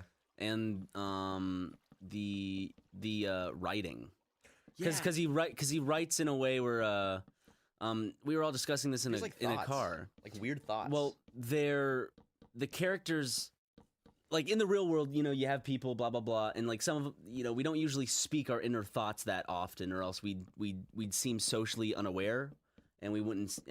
You know what I mean? yeah. Like there's you to be you filter social, out you what to say to yeah. be socially. but in this writing style, it's just upfront, and their inner dialogue comes out. No character is afraid to say what they need to say. It's like everything is there's no being coy. Right. And, With, and so much the of the writing. dialogue was just like, can I borrow your MP3 player? You already lost 2. I'm not lending you mine. And it was like the dialogue was really awkward and the delivery, and I loved that about it. It could seem like a comical Cormac McCarthy type of dialogue. Like if Cormac McCarthy were to write a comedy, because Cormac McCarthy writes in I don't even know what to call the style, but I don't know if you've ever read a Cormac McCarthy book. I as I'm starting to read more books, I want to read The Road because you say it's so good. Mhm. I really want to read it. The quotes or the dialogue isn't in quotations. It's think about this. Character says something. It's just a line. Enter. the next character's line. It doesn't say what character's saying it, like at least how in it's the written? road. Yeah. Oh, that's cool. So because there's really only 2 characters in the road, and the father, son, and sometimes like, while I was reading, I'm like, wait, who's talking again? But it's very simple and kind of plain, but Weird movie though, really weird. But I enjoyed it. I really did enjoy it. yeah. Colin Farrell was really good. And My daughter had her first menstruation. Yeah, like he just like it was just awkward. Like at dinner or like he'll be talking to his friend. He'll be like, "My daughter had her first period this week. Congratulations." It's like it's weird, but I loved it. It was just a surreal, very surreal. I will say I did not like it. I liked it more than Mother, but I didn't like it as much as The Lobster. The Lobster is still, I think, my favorite movie by this director so far. I did like it more than Mother as well. It's hard to recommend because while I was sitting there, I could see like this definitely isn't for a mass audience. This Yeah. isn't for the people who went to go see Thor Ragnarok. It really that movie like I'm And I'm not saying anything. Like I enjoyed Thor Ragnarok. It was entertaining. I'm not saying those who enjoy it's a different kind of cinema. I'm saying it's this. fine art. But there comes a point where there are movies that aren't. They're not easily digestible, and you can't offer that up to a main audience who wants to go to a theater to have fun and enjoy their time and probably not think that much. Yeah, this one is like guess. if I'm being honest, I might sound stupid, but most of this movie went over my head at a first watch. I'm gonna have to go back and read about stuff to really figure out most of the shit because so much of it went over my head. And it could have been because I had a bit to drink, but it just a lot of it just kind of whoop, and I was like, It's I'll have to like- think about that one. I enjoyed it because the suspense was good. Good suspense, yeah. As I said, the sound design, the acting, I liked it. I just don't think I'm gonna I'm not itching to watch it again. Like I'm itching No. to talk about it with people who have seen it because it's one of those movies where it's like you can come up with your own interpretations, blah blah blah. But at the end of the day, it's a kind of a rough ride in sometimes. Sometimes like I think at least in the second act there was a bit of a lull for Yeah. me. It's a bit of a tiring movie to watch in the sense that it's like you got to do a lot of thinking when you watch it. You can't just kind of like tune out, you know? Mhm. You got to you really got to be piecing things together and it's not a bad thing. I enjoyed it overall though. I thought it was really good. Yeah. So Weird. I like weird if movies. if you're one of the people that went out to see Mother because you were curious, you didn't even have to like it. If you saw The Lobster and liked it, or if you were just curious and you enjoyed it, definitely go see this movie. If you live, I'll put it this way: if you live in Columbia, South Carolina, and you frequently visit the Nickelodeon Theater in downtown Columbia, you probably might want to at least check this out because I recommend it. I didn't feel like I wasted my money upon watching it. So, Yeah, exactly. Also, what I didn't get about the movie theater, I realized was when we went to buy tickets, there was an adult ticket which was like $15.75. There's an infant. And there was an ticket. infant ticket, which was just the same price as an adult ticket. You think it would say child? It says infant. yeah. So did they change the age? So now it's like it has to be a tiny child. But I don't get why it's a separate ticket option when it's the exact same price as adult. It's just like why? It's like Yeah. and also you would think infant would be also a discounted ticket. Because they can't comprehend or enjoy a movie, so they don't take up a seat usually. Most likely they're gonna cry too. Nothing. Oh my god! When people bring like a kid to a movie that's Well, don't like, bring for a baby adults- to a movie theater. In fact, if you have a baby, be very cautious about where you're bringing it. Like don't bring it to a fucking movie theater. Like first of all, I think that's the number one place to not bring don't a child. don't bring a little infant to a movie theater because first of all the kid's not gonna enjoy unless it's a kid's movie. Then bring your kid to the Yeah, movie theater. go have fun, go buck wild, or even I don't know.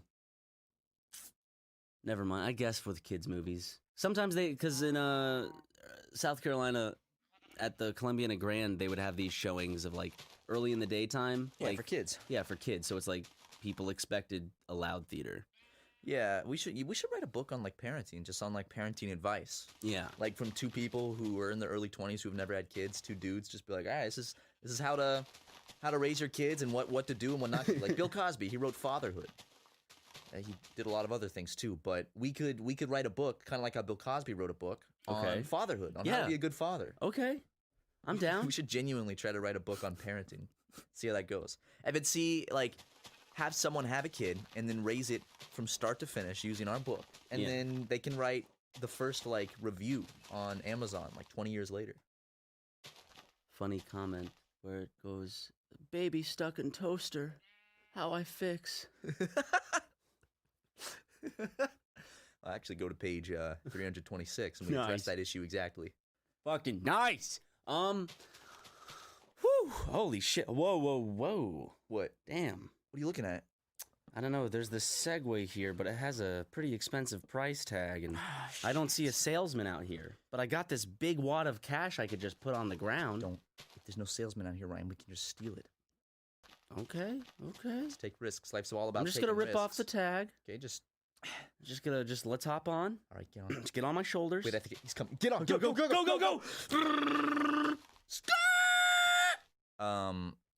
Did you know, Ryan, when I was in 8th grade, Mm-hmm. I decided I was going to make some Facebook pages. And I just remembered this week. I actually found them, and I closed them. Did you find them? I found them, and I closed them. So when I asked you if you closed them or not, you were like, did I? I went back and I closed them. I wish I could go see them. I wish I actually went and checked. I rediscovered these Facebook pages I made, so I thought I'd let you know what they are. I made a Facebook page called Join If You Never Plan on Doing Pot, which I joined, and I tried to get some of my friends to join. Then I also made a Facebook called Justin Bieber is Totally Gay for Usher. That was a good one. Justin Bieber is totally gay for Usher. Remember back then when like people made, like Facebook isn't really like that anymore, but people would make pages that would just be like little joke titles and shit, and people would like it. Okay. And then like that was like way back in the day of Facebook, in the early days of Facebook. So I made Join If You Never Plan on Doing Pot, and never was in all caps. Join If You Never Plan on And you were serious about that one, on though. doing pot. Yeah. And then I also made Justin Bieber's Totally Gay for Usher. How good did you feel about yourself when you were young and you were like, I started this group. You know what? I'm a really good person. I started this group. I'm never gonna smoke pot. I think most people that age have that like I'm never gonna drink. I'm never gonna smoke pot, guys. Kids are super egotistical. I don't think that's egotistical. I think that's just they want to feel morally sound. So they like. No, I would say like there's a stage in childhood development where you're super egotistical because Yeah, I yeah. like you can think of others and be sad about others, but there's a time when you're a child when all you're thinking about is like kind of like me. You haven't really learned yet the balance of like. You haven't had all these life experiences and all these lessons totally. and all these shitty hard times usually. That put things in give you like a perspective check. Yeah, like life is all about chipping away at your being of your childhood innocence until you become a nice chiseled man. Yeah. With that needs to be put on medication. I remember when I was a kid, I really wanted like an 8-pack. Oh, sorry.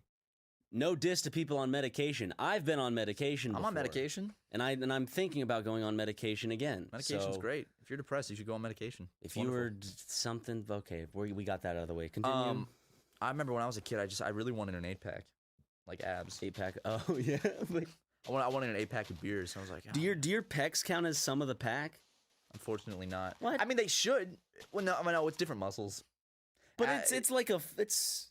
Yeah, they're like the same kind of like shape. Like if you have abs that go all the way up to your pecs, then it's like. Could you imagine if you instead of getting multiple abs, you could just get multiple pecs, so you'd have like it looked like Just a going dog's down, stomach, yeah. just a bunch of nipples, Dude. and the pecs get smaller and smaller on the way down. Am I the only one that gets like slightly bothered by like dogs that have huge hanging nipples, like 8 massive nipples, just like hanging and wobbling down, just kind of flapping like around? Brian's dog. Yeah, Brian's dog got some big ass titties, dude. He's got these big nips that are just like sticking out and flopping around. It's Coco's fucking nipples, dude. like Brian, get your dog a couple of bras. Put like 3 or 4 bras on that thing. Oh man. Oh, Coco's so cute. She is a very cute dog. She's a pit bull. She's adorable. Why don't they make bras for dogs? Like dogs. I'm sure they do. Look up dog Dog bra. bras. I'm gonna look up dog bras right now. dog bras. Hey, those are both like things guys call each other: dog and bra. That puts a whole new meaning to review bra. Where he reviews bras. Haha. Imagine review bra reviewing bras, like trying it, like he's shirtless and he's trying on bras and like lingerie. Now this one seems a bit. I don't like the clasp on this one. Seems a little too tight. It is a bit tight. But overall, it holds the breasts very nicely. Yes. I love him. He just hit 500,000 subscribers. What's his real name? John. His name is Okay. John. Seriously, if this somehow gets back to him, I would love for him to come on our podcast. He's just wanna- always welcome as a guest. I just want to talk to him. Yeah. Man. He seems so down to earth and cool. So, review bra, if you want to come on our podcast, the seat is open. We got an extra space on the couch for you. We do. Do it over Skype. It is or a bit- fly out here and hang out with us. It is a bit toasty in here right now. It is hot. That AC did not work. We turned on the AC before we came in this room to record, and Was it even blowing? Did you check to see if it was blowing? No. Well, it was. I heard it. I heard it when I walked in, and then it's just. I think we need to hot. inform Brent or something because we were having troubles with the AC yesterday. It's just a toasty son of a bitch in here. It's like sitting in a microwave oven. Hold on, I didn't look up dog bras. Oh, okay. I still have to look up dog bra. Dog bra. Dog bra. We might be sitting on $1 million idea here. Okay. Okay, here we go. Yeah, it's pictures. Dogs don't look bad wearing bras. Okay. If I'm being honest. Really? Can I see? Yeah, like I want to see dog bras. Are the tiny little bras that only cover up? see, like that doesn't look awful on a dog. No. Like it looks like it kind of fits. Like see, this is a dog wearing underwear. I don't. That's and sunglasses. That's funny. Speaking of dogs, can I have a Ryan advice hour? As in, you give Ryan advice and he asks for it. I give Ryan advice, or the audience gives Ryan advice. The audience, not you. Yeah, I don't have any advice to give. Go ahead. It's about Lego. So I wanted to know because he's been whining a lot, and usually, like, I'm like, shh, Lego, stop.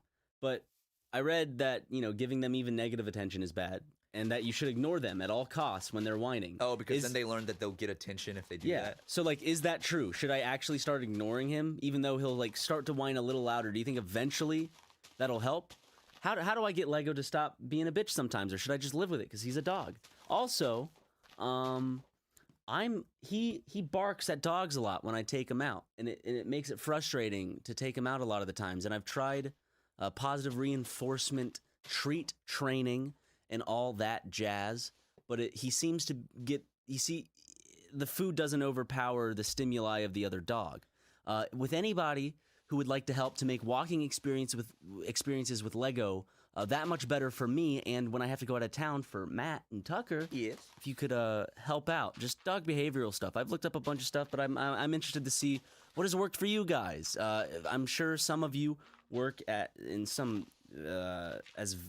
beside vets or have vets as friends. I'm sure some of people you are just dog trainers. yeah, some of you are dog trainers. If you could help out, because Lego, let me put it this way, he's not like your typical dog. I know a lot of owners say that, but he's super anxious. He is very energetic, and it's hard to calm him down, I guess.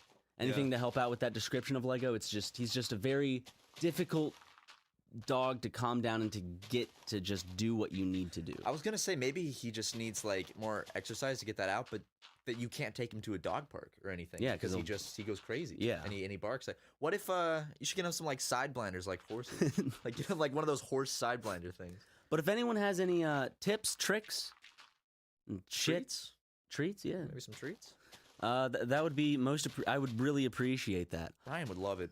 He would love that advice. So lay it on him. Lay it on him. Like get a little butter knife. Get that advice. Spread it on the knife like some butter, and just spread it on Ryan like toast. You know, that's what he needs. What he needs, baby. And I mean, I have the same issue a little bit with Banana because he'll just start meowing randomly, like he wants something, even though he has food, he has water, his litter box has fresh litter, and he'll just meow like he wants food. And it's like, please stop, Banana. You're being really loud, and he just keeps doing it. Cats are a different animal. So I ignore him most of the time, and when I ignore him, he does stop. Yeah. After like a minute, he'll stop. If I have noticed if I say shut up, he'll keep doing it. I'm just wondering if I shush Lego, even though he's like, oh, I should stop. Like, he stops right then. But he got your attention. Yeah. I'll be in my room and I'll just hear. It's really funny, just like hearing the silence of just like. Because he's a little bitch. It's like, just go without being with me for 5 seconds. Dude, You should make like a scarecrow of yourself, like a big life-size dummy of yourself, and like don't shower for a week and rub it all over yourself so that's your scent, and then just go put a chair in the little room he's in, and then just like sit Take the a dummy picture in of there. my face smiling and like Tape cut it it to it, out. see if it like works. print it out and tape it to the head of the scarecrow. Yeah, that's genius. you never have to see him again. Just leave him in his room. Perfect. And just put you just sitting in a chair, just like. Oh, and you can get a tape recorder and record yourself being like, "Hi, Lego." "Hello, Lego." Lego, stop that. Haha, good boy. Yeah, good boy. Who's a good boy? You're a good boy, Lego. And then just have that on loop on like a cassette tape coming out, so Yeah. he'll always be happy. Or I could get one of those little cameras, put it in his little room, and I can check on him while I'm working, and every now and then I'll be like, "Hey, Lego," and then he'll be like, a baby "What?" monitor? He'll go. I think that would make him more anxious. That would drive him crazy. Because he's like, "Where is he?" Yeah. What about how about we contact Rick Moranis, get him to shrink down Lego, and then you can have just a tiny little Lego you can carry around. Honey, I accidentally shrunk our Lego. Yeah, you can shrink Lego to the size of a Lego. Look at How's that? You can make him a little Lego house and put him in. Nice. Honey, I Shrunk Ourselves is better than Honey, I Shrunk the Kids. Just saying. I forgot about that one. I don't remember anything about Honey, I Shrunk Ourselves. You don't remember the giant cockroach scene Wait. Oh, where they fight off a giant cockroach? that's. I barely remember it, but I don't want to. I don't want to see that. That's like my nightmare. How about when they hop in a Hot Wheels car and drive on the track? I remember that that scene. shit. I was like, woo! I remember. You know what scene I loved in Honey, I Shrunk the Kids when they. Had, I never like, saw Honey, I Shrunk the Kids. Oh. We only owned Honey, We Shrunk Ourselves. It's the one where they're all under the microscope going, oh! Honey, I Shrunk the Kids. They find like one of those oatmeal cream pies, and it's huge, and they like scoop some of the cream out and they eat it. Is there a snake in that movie? I don't remember. They ride on an ant though. Okay. They get on the back of an ant and ride it. You remember, because, is it Disney? Has, like, some ride, and there's, like, a snake and other shit in it. Wait, who's the... I'm trying to remember who the host of that ride is. It's not the Willy Wonka guy, is it? Oh, and Disney World? That's not Gene Wilder. Oh, Who I is went on it? this. It's like a 4D. Yeah, but, it's like, a who's 4D the thing. host? Who's the guy that is, like, hey... It's Rick Moranis, I think. Is it really? I think it's Rick Moranis. I'm gonna look it up. It's from the movie. Speaking of Disney. Shh. I'm looking it up, Matt. Okay. I'm sorry. Fucking Is it Rick Moranis? Disney ride host. Honey, I Shrunk The Kids. the yeah. Kids. The audience. Honey, I Shrunk the Audience. Yeah. Is it Rick Moranis or Rick Moranis? Am I just more inclined to say Rick Moranis because it sounds like anus? I don't know. Rick Moranis. Honey, I Shrunk the Audience. The spin, blah, blah, blah. blah, blah. It's hosted by Bill O'Reilly. It's closed now. That's too bad. I mean, I would assume so because it's an old movie, but I'm trying to see. Cast and crew. Yeah, Rick Moranis. there we go. Look at that. Rick Moranis. I don't know why I thought Gene Wilder would be on that ride. Seems Wonka-esque. Imagine just Bill O'Reilly hosting it. Has nobody successfully made an amazing Willy Wonka ride? Like a chocolate river ride type thing? That sounds amazing. Does Disney own? Charlie no, and the Chocolate Factory? no, but still, you'd think that would be someone awesome. do it. Yeah, they should Or make a a Charlie Charlie- and the Chocolate Factory theme park. A Charlie and the Chocolate Factory themed putt-putt course. Yeah, and like real chocolate rivers. And you hire real Oompa Loompas Want to talk about the Disney controversy? on how there's a lot of people defending Disney. And a Are lot there of- really? Yeah. Come on, let's talk about it. They're a business. So what happened? Well, LA Times. Well, Disney's been caught doing some interesting kind of political things, like just with funding and Funding just kind of political campaigns and shit? some would Some 1% some would say they're kind of strong arming Anaheim for money that could be used for better things, I guess. Yeah. Blah blah blah. Basically, Disney is just being a corporation. Corporation just doing what corporations do. Which are shitty things. Yeah. And LA Times called him out, and then Disney was like, haha, you're uninvited to our review, like So early wait. screenings of movies now. was it investigative journalism, and they like uncovered all this shit Disney was doing and like reported on it? Yeah, it was like a piece. Yeah. It was like this whole piece about Disney and Anaheim. And Disney's like, you funding. can't come to any of our things anymore and get early access and review shit. So everyone was like, that's barring journalists because they did a piece on something bad you were doing, and that's not cool. Or not, maybe some people might not even call it bad, but it's just something they were doing to that most people would probably have a negative reaction. Well, to. it sets a really bad precedent. When you start like doing when journalism and like journalists start getting shut out of things because they expose something, or because they they do their job as investigative journalists. Yeah. Then that sets a really scary precedent, because it's like, oh, Disney didn't got away with it. So another corporation could be like, okay, this journalist and this journalism agency uncovered something we were doing. Let's use our power as a corporation to really stick it to them and shit. Yeah. And it's like that's bad. Well, for it free speech. It only gained attention, like as much attention as it did, I think, because Disney responded to the original article and was like, "This is a hit piece," and then a lot of people were like, "What? What are they talking? What's Disney talking about?" Yeah. And then it's like, "Oh, okay, Disney." So basically, but everything's fine now. But before that, I was like, yes, because a bunch of film critic associations, or like film criticism associations, blah blah blah, like award associations. Yeah. They were like, "Hey, you're not gonna receive anything unless you play nice," which I could also see as I don't know, it's just a weird area. But I was rooting because I don't like the Disney Corporation. Because, No, like if you follow their history, they're just, I mean, most corporations are shitty, but Disney in particular is super fucking shitty. Even back in the heyday of like legitimate Walt Disney Day. Yeah, like these a bunch of like movie associations were like, all right, Disney, if you're gonna like blacklist journalists like that for reporting on you, then all your movies are disqualified from these like end of the year movie award ceremonies until you publicly revoke what you did to the LA Times and did apologize. And Disney did. So that's good for them. How does it feel to be strong-armed, Disney? LA Times beat the shit out of Mickey Mouse, dude.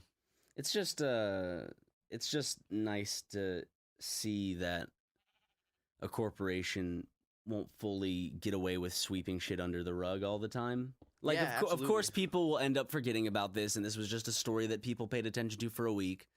But it's important that this happens every now and then, because then we'll just get numb to big businesses and corporations acting shitty, and then it sucks from there, because then they can abuse their power in ways. Yeah. It's kind of I guess, the slippery slope, whatever. Yeah, totally. And the big political argument that everyone hates. I think that it's like, especially right now, it's more important than ever to like protect free journalism and like help support free journalism and shit. So do whatever you can, guys. Like good sources. Yeah, good source. So if there's a source of journalism that you think does a good job, maybe support them, maybe donate to them, because that's InfoWars. Yeah, support we need to support Alex Jones, guys. We need to be buying his male supplements, which Ryan and I have some of his male vitality solution. We do. And we might do a video where we try it for like a week. I'm a little scared because that shit's not. I don't want to turn into Alex Jones. I don't want it to be like some botched scientific experiment, like in some horror movie where like this guy drinks this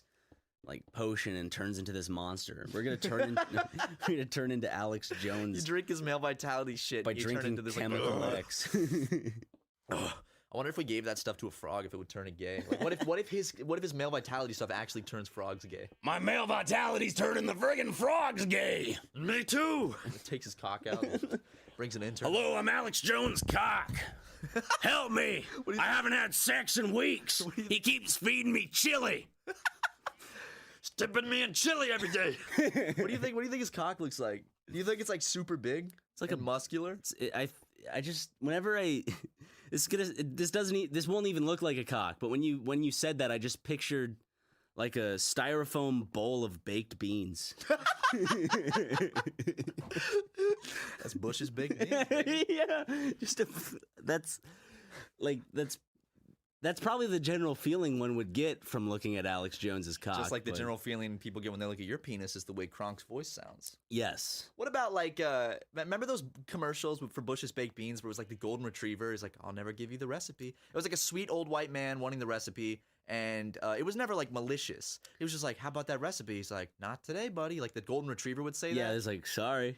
Like that was like such a nicer, more southern version of like cereal mascots chasing kids for cereal, you know? Yeah. That's like the only adult like product or like not adult product, the only product that's not aimed at kids that has like a mascot that's protecting a secret formula or like trying to keep it from an antagonist. Frosted Flakes.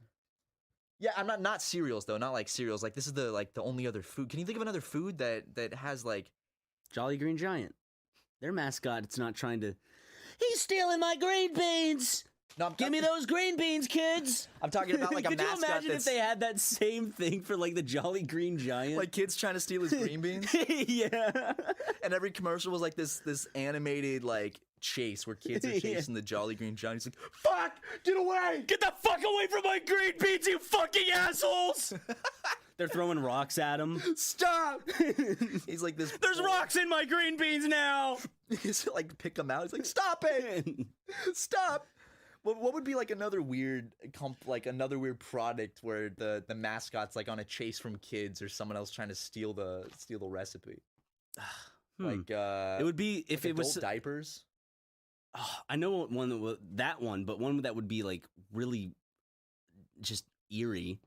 Think of a fast food like McDonald's. If McDonald's mascot was a cow and the kids were chasing the cow to get those delicious burgers. And the kids have like knives and pitchforks and shit. Yeah. Or like no, I think the And worst the ending one is just the dead cow being like with it, like them slitting the cow's throat, draining the blood out of it and like shit. they're all smiling. Imagine that, but for like dairy. Yep. And like they're chasing it for the milk and like trying to reach it at its udders, and he's like, "Don't touch me! Don't touch me! My udders!"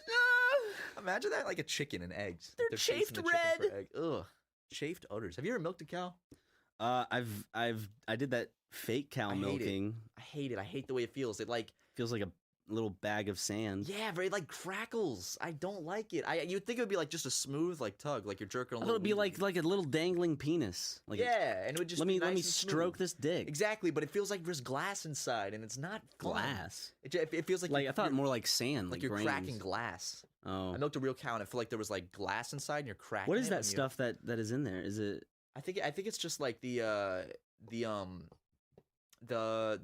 like the glands or something, and they're full of milk, and they're I don't know. Now is it that you got to start from the base and kind of squeeze it out like toothpaste, or how do you milk a cow? I don't know.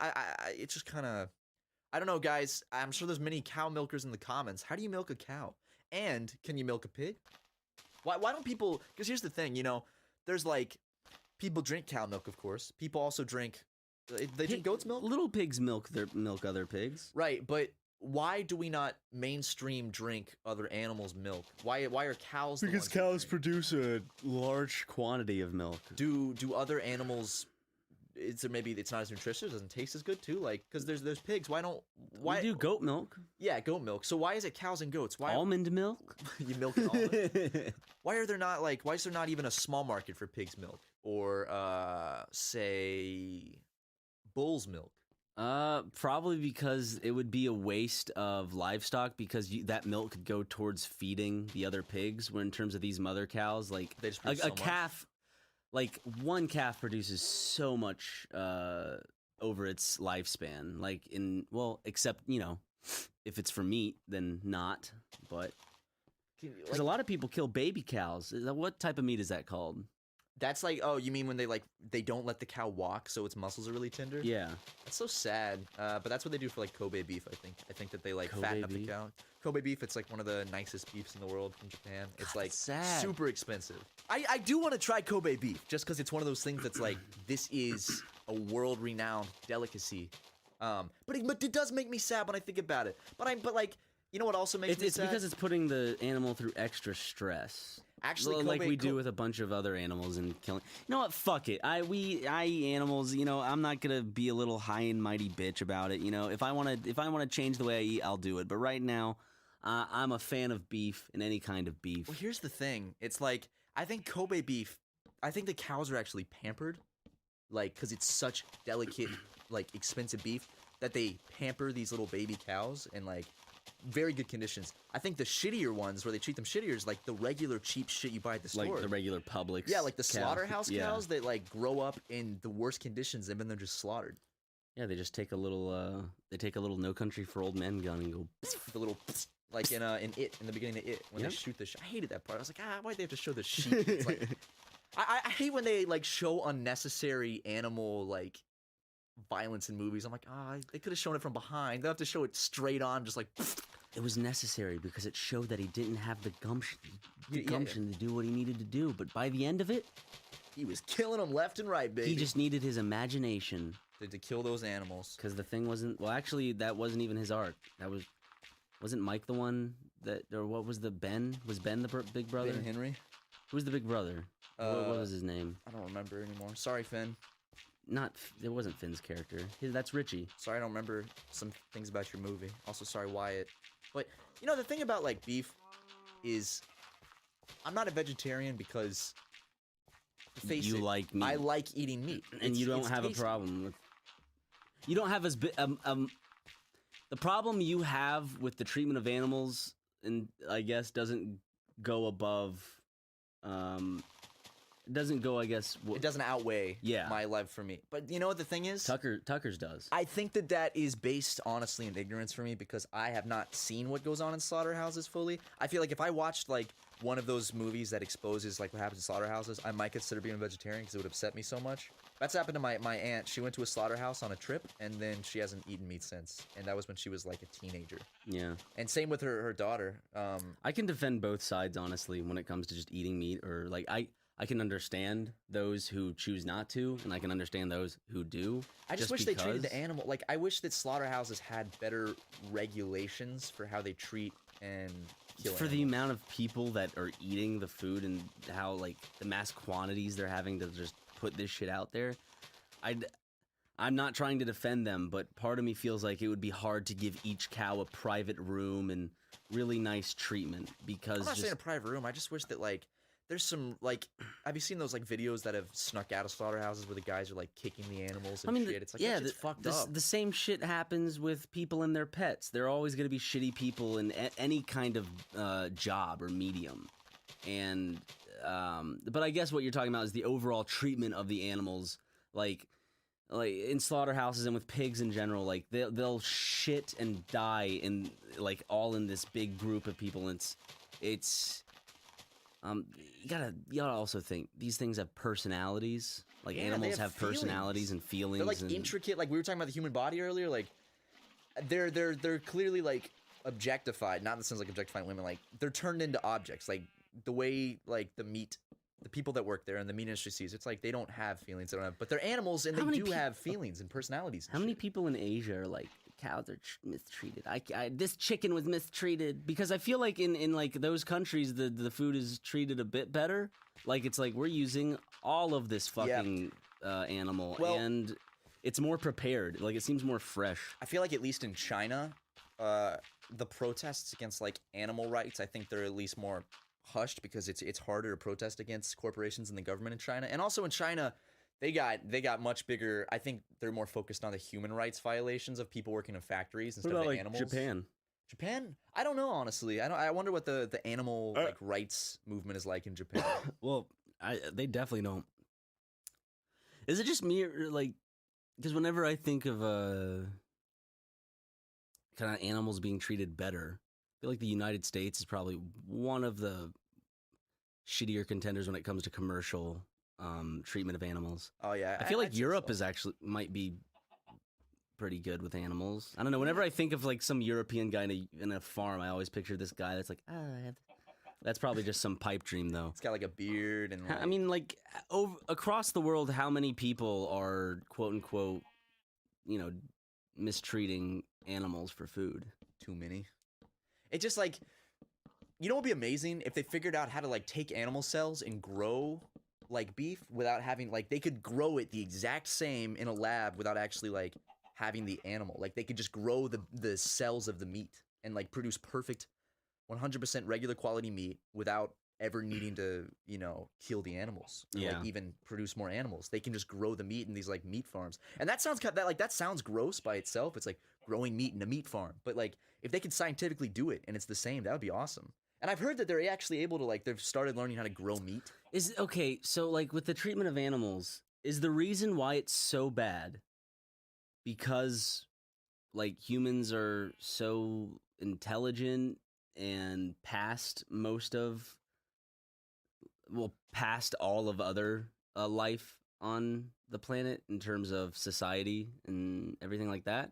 Because if we were hunter-gatherers, we could be eating a pig alive and the pig would be crying, then we'd need the food. That's a difference. Now there's an overabundance. I'm trying to really pinpoint my emotions on this because I don't really think about it often. I don't either. I just eat food. And maybe that's the problem. Maybe not enough people think about it. Because it's just gotten to the point where instead of, because we used to do this on a small scale, and now it's just because of big business. Yeah, I think so. Like the food industry is of course it's all about money, and I think that quality goes down with quantity. So when the quantity went up of like the amount of meat and food that needed to be provided for the people that wanted it, supply and demand. Well, the treatment of animals probably went down. Yeah, because you can't have like amazing treatment of animals in the industry that we have today, probably.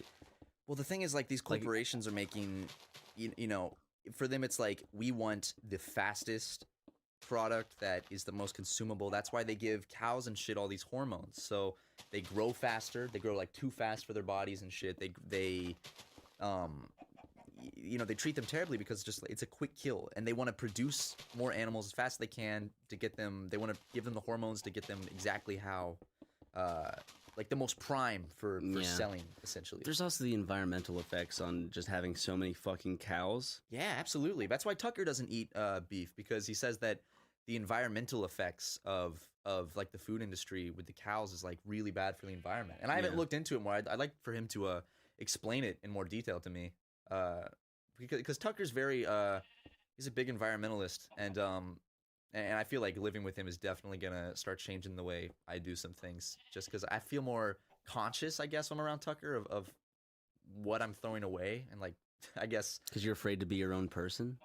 Yes, I don't know. I'm just like, him being around just makes me more conscious of like throwing, like, I guess, waste. It's like, oh shit, because people affect your environment, and having someone around that. Are you saying you're gonna become a vegetarian, or like you're gonna stop eating cow because Tucker doesn't eat cow? I'm talking about like throwing shit away and recycling and shit. Oh yeah, well we already have too much plastic in our house of like utensils and shit. Just like, I don't know what it is about the water. Matt, that's not the real Ryan. What? Who the fuck is it? Matt, I know. Let me. You just shot my. Why are there two Ryans? I overslept. And then Tucker said you went with me to go record the podcast or something? We drove here together. Why are there two Ryans? That wasn't the right Ryan. What are you talking about? Okay, answer me this. Did you drink tea before going to bed last night? Yes, I did. Fuck, we need to go now. What? Because you drank that tea, a series of events Wait, it's not the real Matt. What the fuck? I'm the real Matt. What the?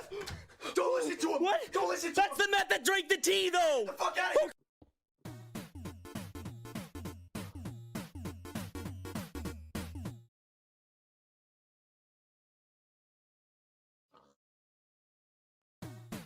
With the cows is like really.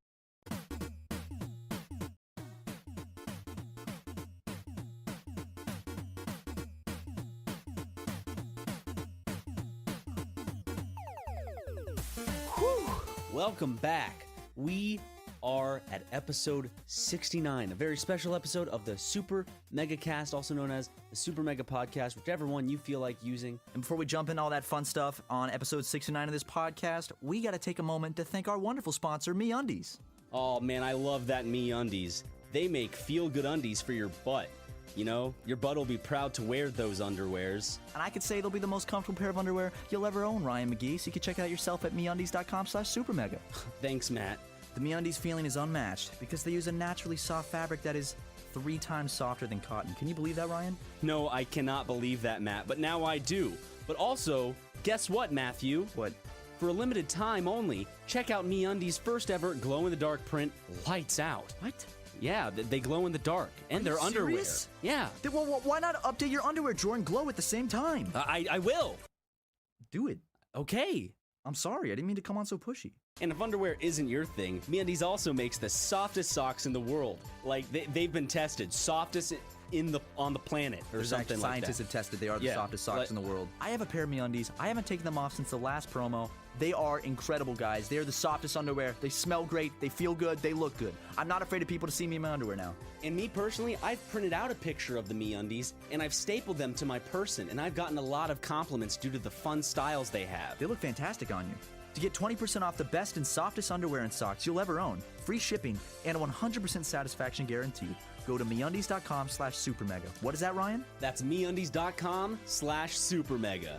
All right, back to the funny giggles. I am here with Matt. My name is also Ryan, and we have a special guest. His name happens to be 3, 2, 1, Tucker Prescott. Hey guys, how's it going? Hey, it's Good, been a Tucker. while. We're so glad that you could join us for special episode 69 of our podcast. Yeah. Which Just it really isn't special in any way. It's just a funny number that we can have the funny haha about. And fans are speculating, are they going to have Danny on? No, we actually were planning on it, but he's out of town, so Yes. we'll have him on in the 70s probably. So- You got me instead. Yeah, I think the last podcast you were on was it when we went camping? No, we had one before that. Remember? That's the one where you talked about. No, the last one we went, like, it was the last did we talk podcast we did about? with Tucker, the one we went camping. We did No, the camping it's one, the- but we did it- one after that too. It's the We one did, where you were talking about him getting whipped in the Oh yeah, the IMAX theater. Oh, and you laughed. yeah. Passion of the Christ. Oh, Yes. wait, that was it? Holy Yeah. shit. Okay, that didn't seem like too long ago. It Well, I wasn't. guess It was like it 2 was in, months ago. was it really only 2 months ago? Yeah. Time, okay, never mind. Time was going by fast in the beginning of the year. Now it seems to have slowed down for me a little bit. Yeah, dude. Well, 2017 in general, for me, just seems it's just so much has happened and it's flying by. Just like whoosh. Yeah. It's just crazy flying by. Like I think back to New Year's Eve and when it became 2017, and that does not feel like 11 months ago. My brain is still stuck in kind of like early college sometimes. I'm like, those were good days. Oh, wait, that was like 4 years ago. Same here. For me, that's even less. Or 5 years ago. I look so. back because when I'm talking to people, I'm like, oh yeah, when I was in college, and then I stop myself. I'm like, wait, that sounds like I've graduated college when I say that. None of us in this room have graduated, right? That's not true. Tucker Wait, did you graduated. graduate? I did graduate Where'd you graduate from? from USC. Did you really? Yeah. I'm so sorry. No, he has. We're the only ones without. We don't have degrees. He has a degree, so he has a safety net now. But Wait, like, no, what hold on. degree is the Yeah, safety exactly, net? exactly. Not necessarily a safety net. It's an art degree. An art degree. It's painting, Okay, a degree in painting. which is it's what I want to do. But safety net, Yeah. I don't think Okay. so. Okay. But a lot of places these days don't care what your degree is. They'll just be like, "Do you have a degree? Yes. Okay. right? Sure, you're qualified." This is true. I'm trying to like think of a job where they just have you and it's like, you have a degree in painting? Oh, perfect. Oh, perfect. Like Probably- some high scale, just kind of like a loan company, like loan sharkish type company. The thing is, like, not even actual like house painting companies. Like not fine art. You know? Yeah.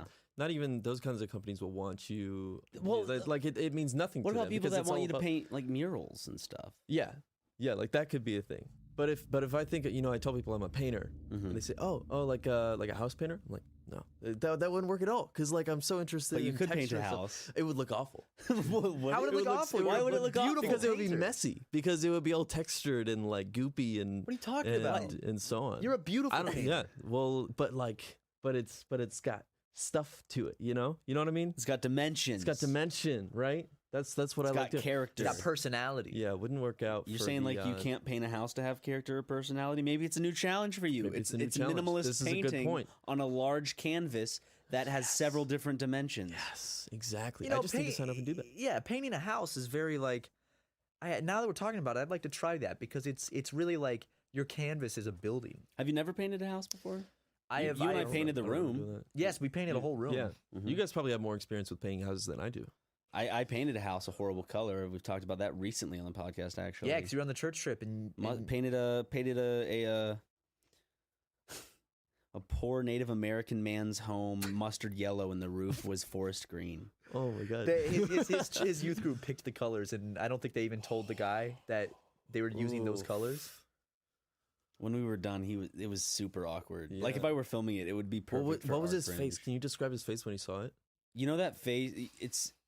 You know that kind of slight smile, but like they have a slight smile, but there's worry in the eyes at the same time. Yeah. You know what I Yeah. mean? Like you're trying it's to this. You don't.